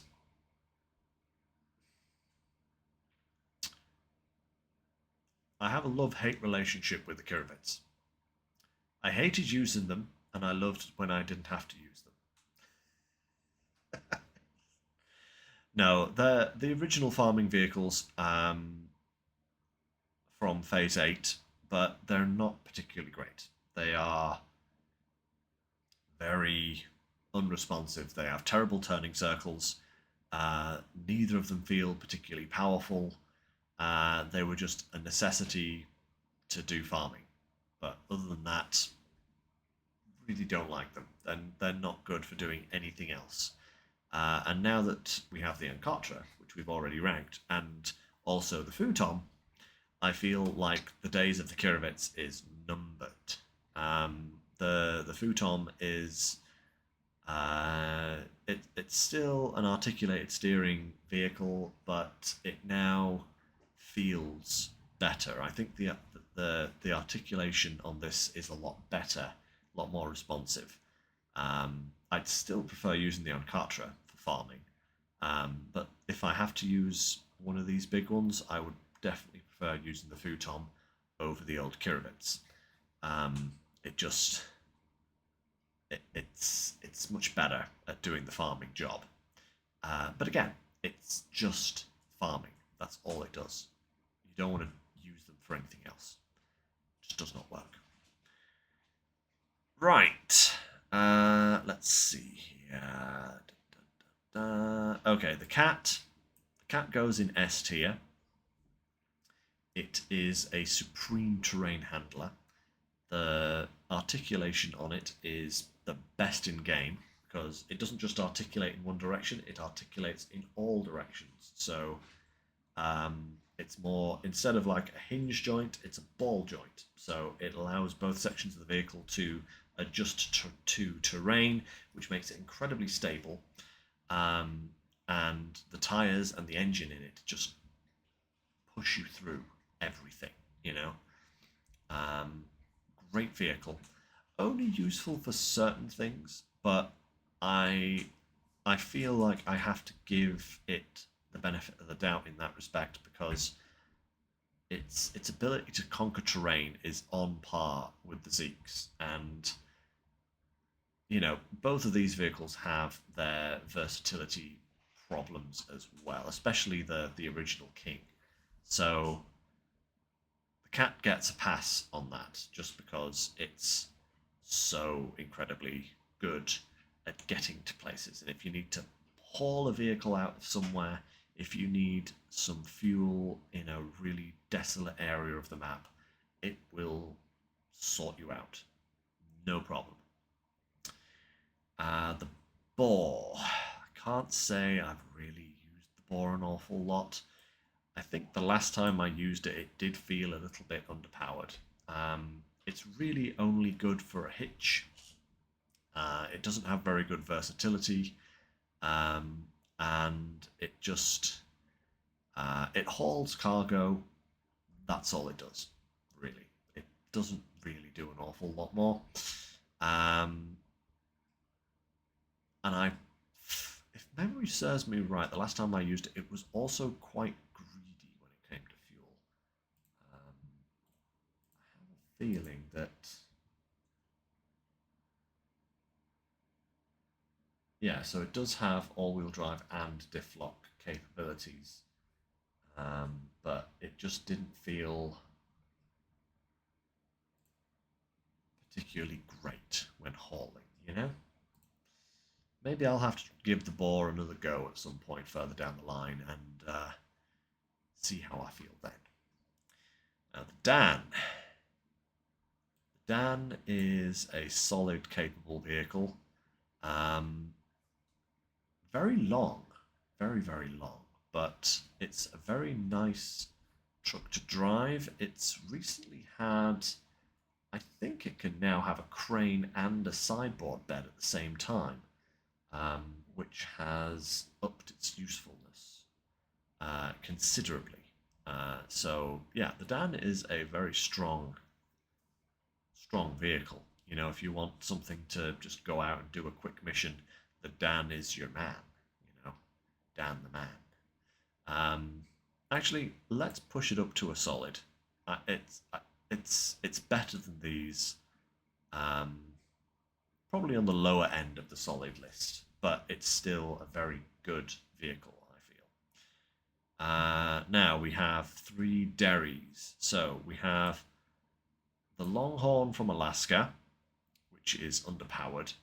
It's a saddle truck only, if I remember rightly, and it doesn't feel like it has a lot of power behind it either. And it also has the problem with the floating axle, which is in just the right position to cause hang-ups along the way. So, yeah, I don't really rate this one very well. It just does not feel that great. The Longhorn, however, goes in the capable class. The other Longhorn, that is, Longhorn 4 something. Like this other Derry, it's also only a saddle truck, but it's got rear wheel steering, so front and rear tyres steer, which gives it really good maneuverability. It's incredibly powerful, surprisingly good on fuel consumption, and as a semi trailer hauler, it's very, very good. That's pretty much all it does. It doesn't have very many options, but It's more than capable of shrugging off most terrain, and I believe it even gets mud tires. If I Does it get mud tires? I believe it does. Um, if it doesn't, it'll only get the off-road tires. But I still remember it ploughing through most terrain very, very nimbly. Um, very fun to drive for such a big, heavy truck. So it gets a capable. And the Derry Special gets a solid. There you go. You see, you've got 3 Derrys of 3 different flavoured ranks. The Derry Special is great. It's a really good truck. Probably the best water delivery truck in the entire game. Its unique water tank is fantastic.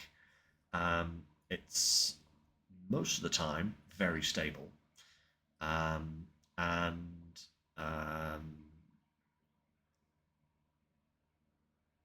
yeah, it's just got a lot of options. It can do crane bed trailer combo quite nicely. It can haul semi trailers without a hitch. See what I did there? Because it would use a saddle, not a hitch. Heyo. That was bad. Sorry, guys. The dad jokes have started. You know, that's how you know things are going downhill. Um, yeah. So the Derry's great. Very capable truck. Fantastic. Good stuff. All right. Um, can't really say much more about it, to be honest. Yeah. Now let's rank. What have we got here? So the Fem. I've got to fight my personal bias here. The Fem.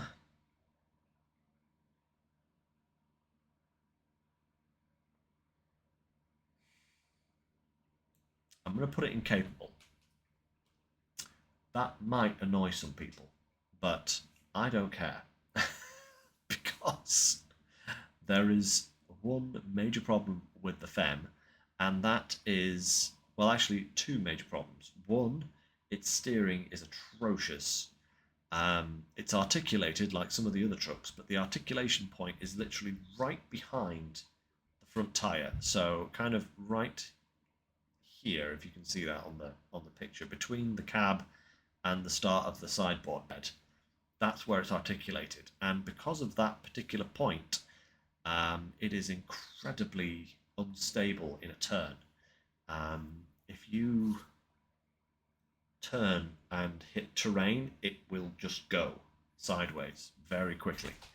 Um, because unlike the cat, you know where I was saying before, the cat has a kind of ball joint articulation which allows not only um, left and right motion but up and down and also a twist. This is a hinge joint articulation, which means that it hinges, it turns, but it does not twist. And that lack of a twist is what causes it to become very unstable. Not good whatsoever. Very, very bad. I was really looking forward to this truck because it looked like a beast. You know, a 4-slot cargo bed. Yes, please. I will want one of those, especially when you can have a crane as well. And oh no, you couldn't have the crane as well, but you could tow a trailer, so you could have 8 cargo slots, which is really quite rare on a lot of trucks. But yeah, was not impressed by the actual performance. It also felt a little bit underwhelming in mud, and for such a powerful truck, that was a bit of a letdown. So it's not underpowered, but it's certainly not S rank. It's not knocking on the doors of these. I wouldn't feel comfortable using a Fem over one of these up here. You know, I'd rather use the Dan than the Fem. You know, that's just how it is. So yeah, the Fem hasn't left my garage for a while. It's just how it is. I think it was also quite greedy on fuel, if memory serves me right. Don't quote me on that one. I can't quite remember what its fuel usage was like. But a truck that I do know its fuel usage very high is the International, the Paystar. What number is this one? 5600 TS. Yeah, that's the one. That's the Badger. This is another truck that I was really looking forward to. 8 wheels, massive cargo capacity, cranes, massive fuel tanks. You know, I was really looking forward to this one. And then I realised that when it's idling, it consumes more fuel than most other trucks at full throttle. You know, it's ridiculously greedy on the fuel. I mean, just driving down the road, you'll be pushing 25 litres a minute, and that is ridiculous.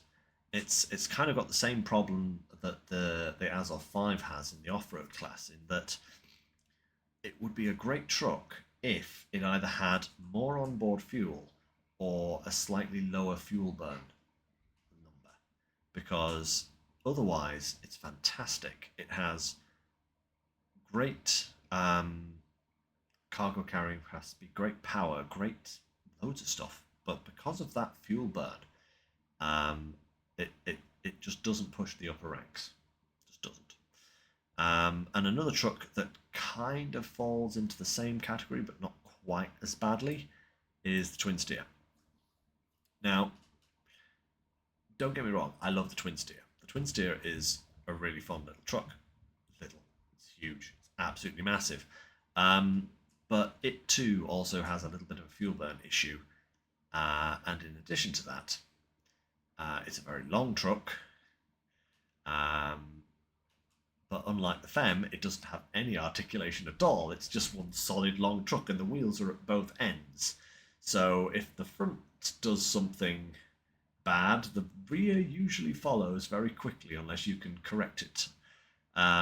So yeah, it's a quite an iconic truck, and I must say that I do like it.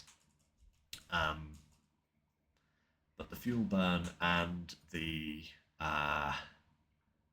lack of trailer support, the lack of any add-on support. It literally has 4 cargo slots, and that's it. That's all the Twin Steer will do. It can't even mount a crane. Yeah. Again, it crushes terrain. It's really powerful getting through terrain. It's very capable, because it does have. Well, it didn't originally have all-wheel drive, but now you can get an all-wheel drive upgrade for it in Mandra, I believe. Another great place to go looking for upgrades, I know. It has diff lock, it has powerful engines, and it will certainly get you places. It's just whether or not you will get back from them, because you might have run out of fuel by the time you get there. So capable it is for the Twin Steer. Now, the Kenny. Oh, how the mighty fall. I've always held hope for the Kenny. I've always held the Kenny as a big truck that could, or more likely a big truck that could if they actually gave it an engine. I'm going to... Its major problem is that its engine is awful. It has insane cargo carrying capacity. You can, because of the actual flatbeds on the Kenny, they're a lot wider than most other flatbeds. So you can actually put 2 slot cargoes kind of sideways, and they will barely stick over the edge of the sideboard, which means you can load the Kenny with an absolute load of materials. You could easily fit probably 8 lots of metal beams on the back of the Kenny without question, and it would not feel unstable. You could easily do that. But the Kenny's problem is that it does not have power. You so much as get a slight upward variation in the terrain, and this thing will be in first gear, chugging along at 0.5 miles an hour. It just does not have power, which is so strange for such a big truck. But it just simply cannot pull uphill. Um, Even empty, it cannot pull uphill. There's something really bizarre going on with this truck, because otherwise it's great on the flat, and on like rough terrain, muddy terrain, that kind of stuff. It seems to perform okay, but as soon as you put any amount of incline um, for it to tackle, it just loses all power. And SnowRunner maps are anything but flat. There is always undulation in the terrain, up, down, and quite commonly both at the same time. So yeah, the Kenny gets a B simply for the fact that it's a good truck that I really wish had a better engine, or at least more torque. You know, it would be so much better. I can't put it in underpowered. It is underpowered, but not in the way that I'm defining underpowered, which is um, less than capable.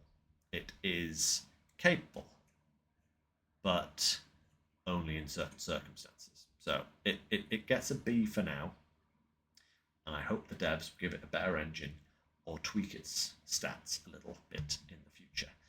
I don't know how likely that is because it has been a while since it came out and they haven't done anything to it. So the chances of that happening get lower every day, but we can live in hope because I do like the Kenny. It's a big boy.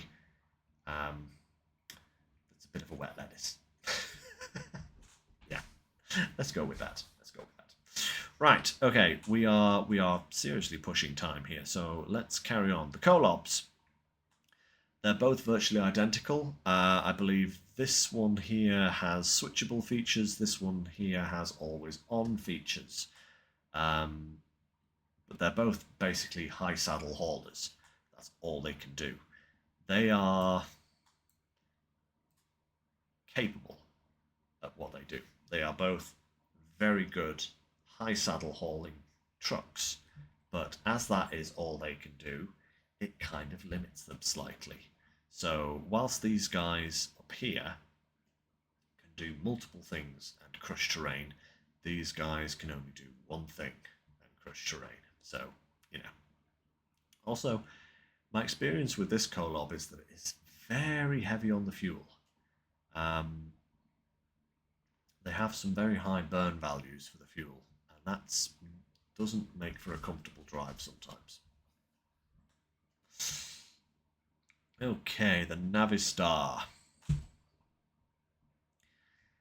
It's not bad, but I think it suffers the same kind of issue as the Boar suffers, in that it can do one thing, but it's not as good as some other trucks at doing that one thing. It's a high saddle hauler. I think it can also have a crane, but I can't remember if it can have a crane at the same time as a saddle. So I'm going to say it can't, which means that it's only a saddle hauler with no crane support, and the Colobs are just better at that. So yeah, I can't put it in the same category as the Colobs. So it's all right.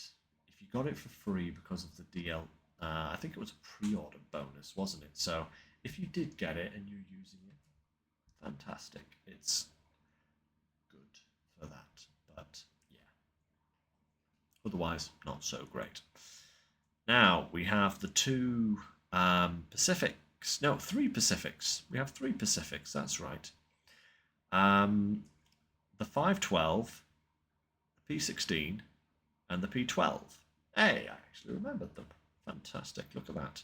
So, the 512, I'm putting in underpowered. Back when I did the highway trucks here, I mentioned that the 990 was very much like the 512. And they are very similar. They're both kind of rear wheel only, special coatings on the tire, trucks. Um, but I feel like the 512 just does not pull at all. Just it struggles. It struggles under load. It's all right empty, but lacking all-wheel drive is a big issue, even with the coating on the tires that gives it a better rating in mud um, and such like. It just does not want to go places. And lacking all-wheel drive it also means you lack um, steering ability because the front wheels aren't powered. So when you're trying to turn, if they have no traction, you're not going to turn. You're just going to keep pushing forwards because that's where the power's coming from. It's coming from the rear wheels.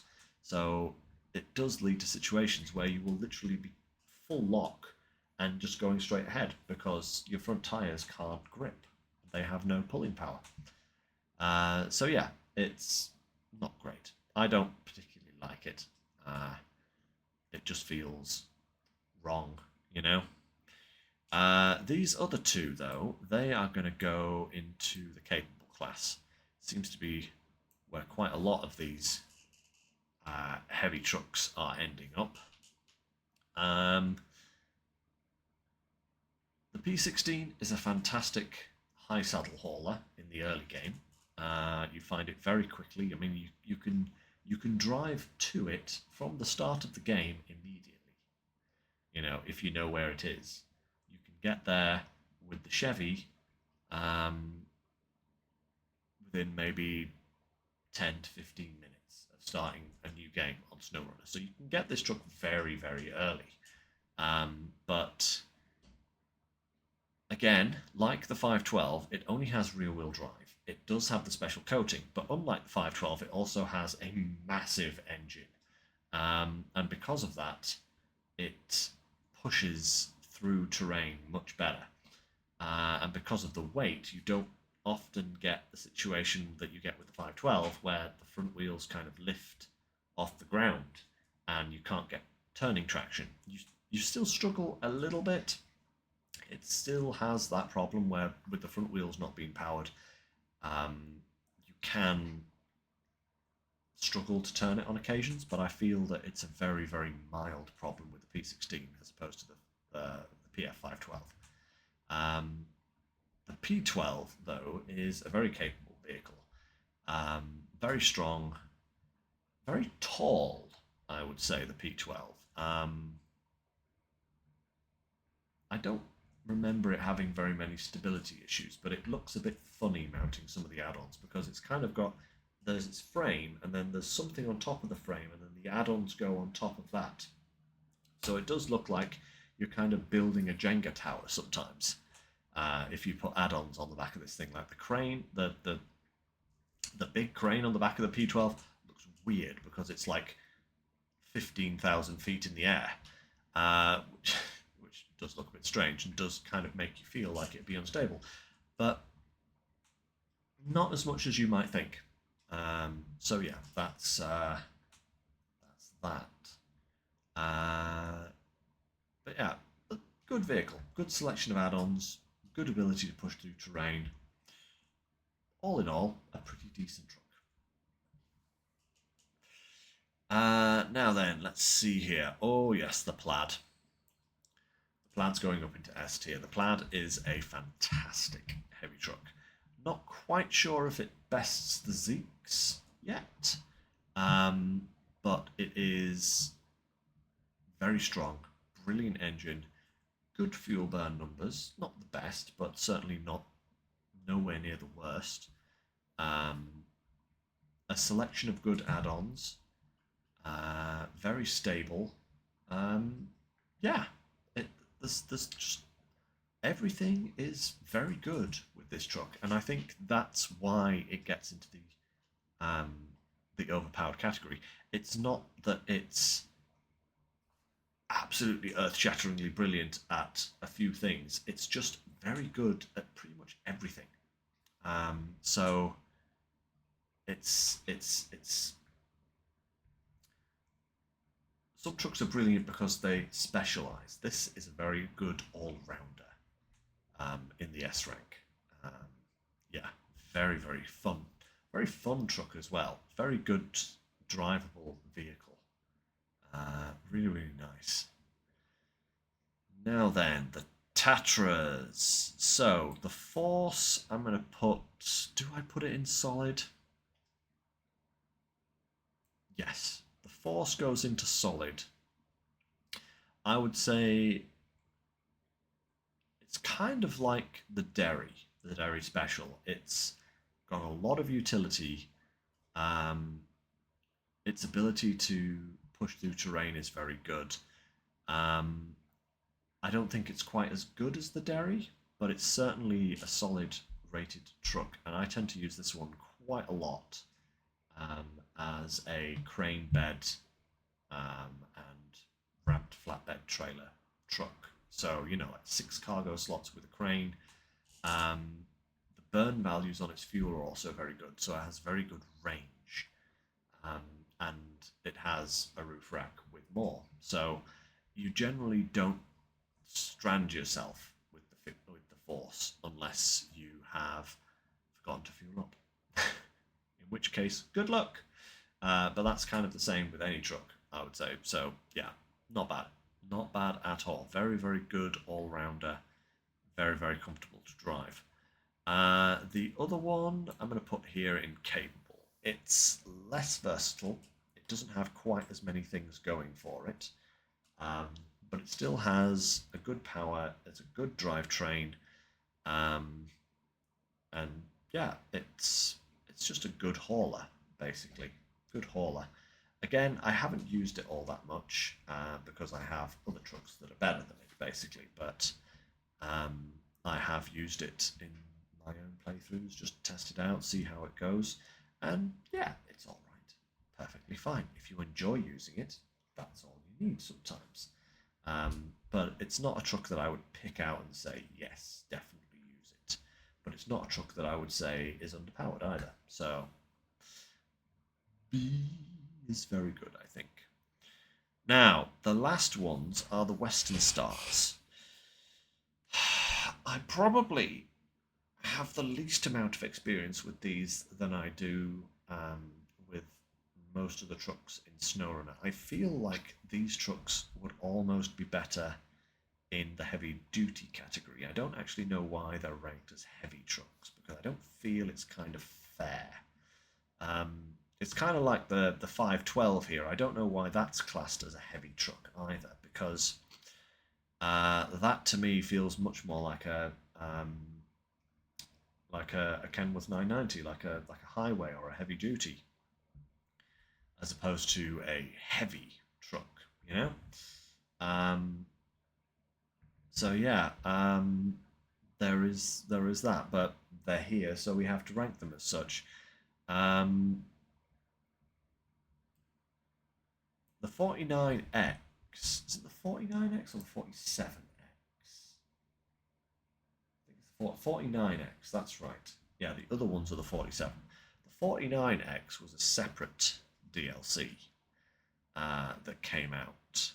And that one I like. It's sometimes the dead axle can cause a bit of problems.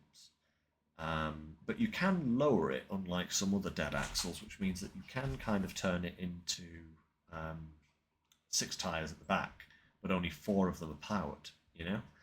So it's not bad. It's stable, it's pretty quick.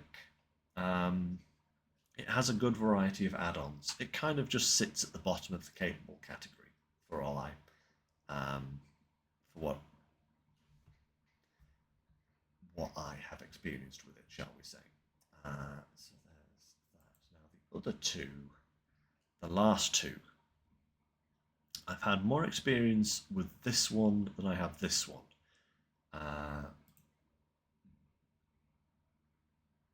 So the 1424, is that? Yeah, the 1424 is actually quite surprisingly good.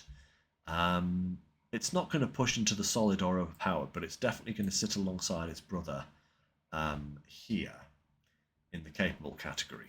Um, it did receive some buffs. I can't remember what they were, but it did make this truck a lot better than what it was previously. Um, I think it was an upgrade to its roof rack and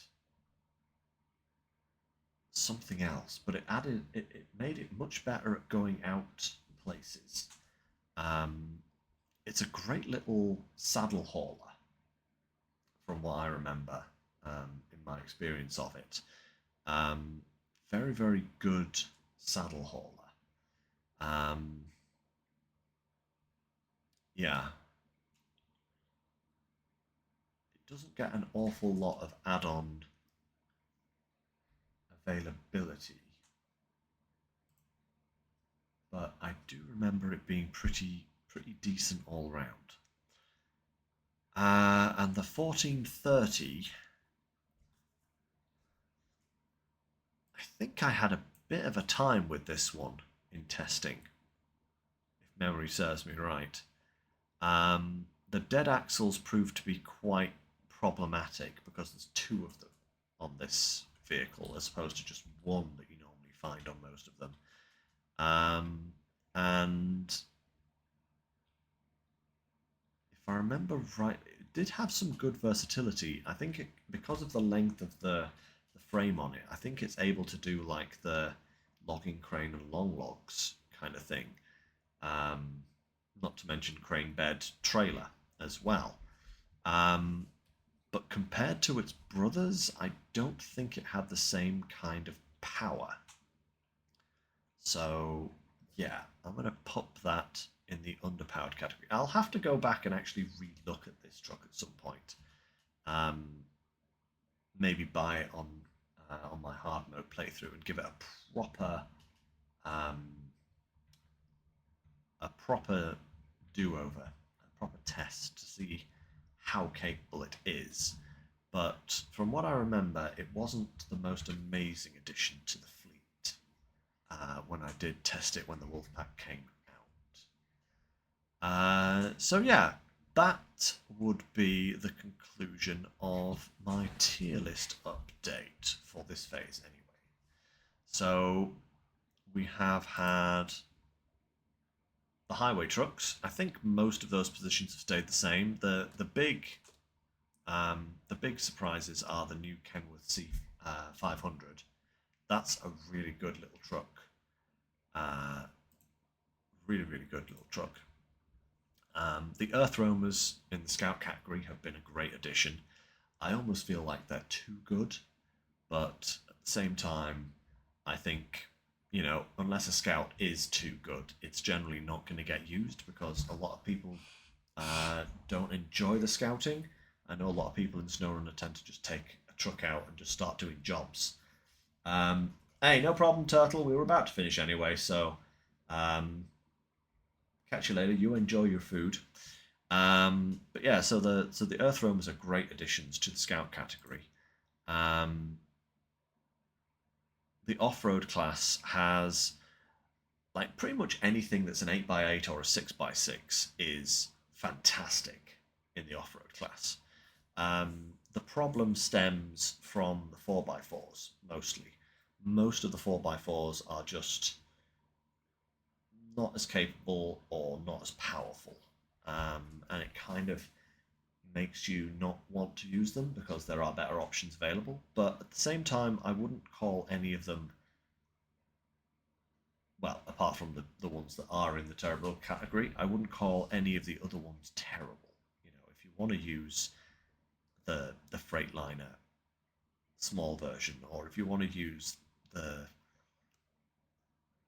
Tatra 805 or something like that, I wouldn't say that it's a wrong choice. I would say it's an unusual choice, but not a wrong choice, And then, of course, in the heavy category, pretty much every truck is viable. I would even say the underpowered trucks here are viable in the right situation.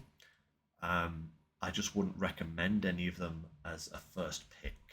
I think that's kind of where the underpowered trucks are.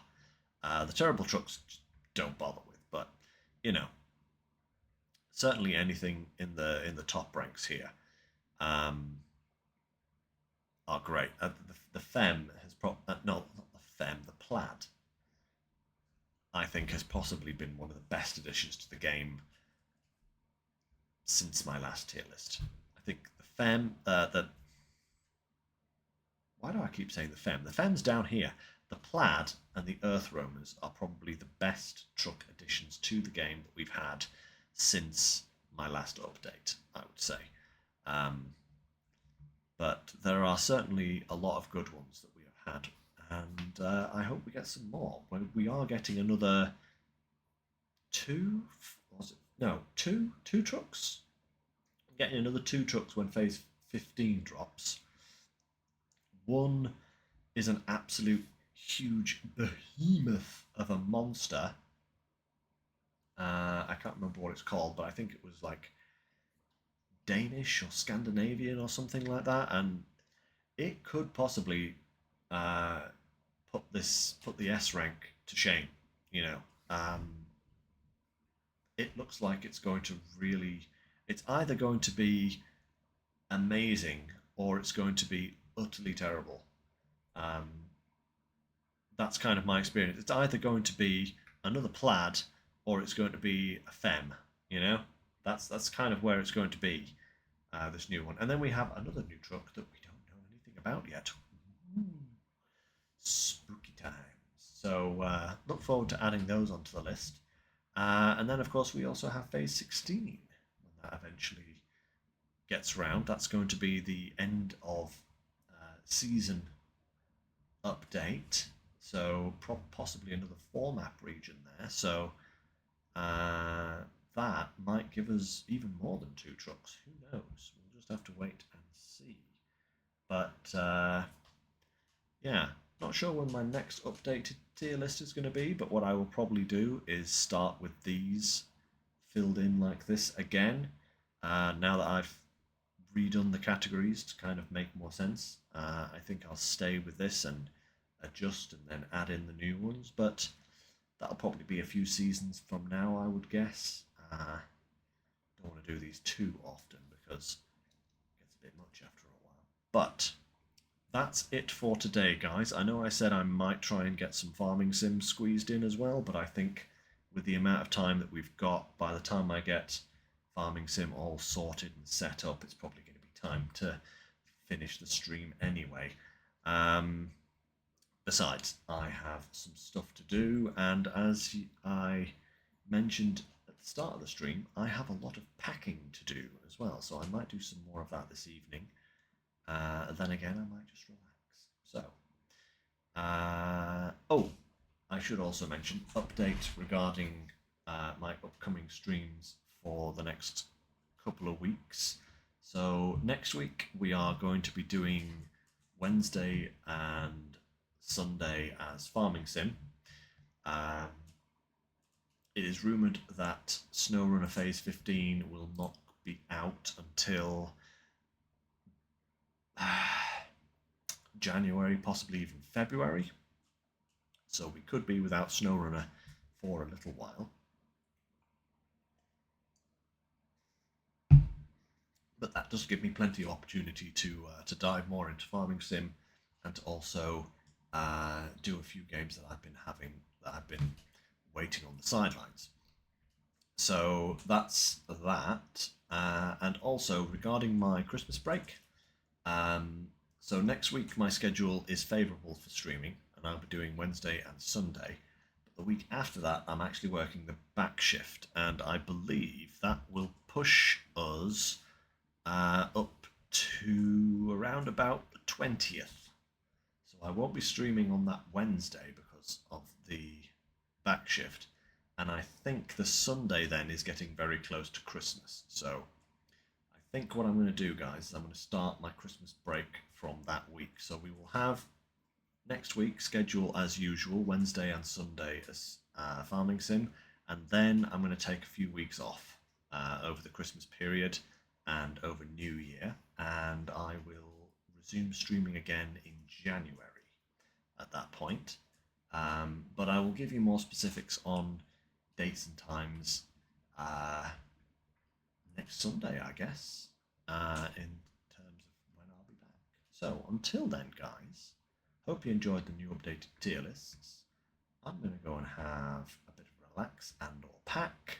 And until next time, take care, stay safe, and I'll catch you later. Bye for now, everyone.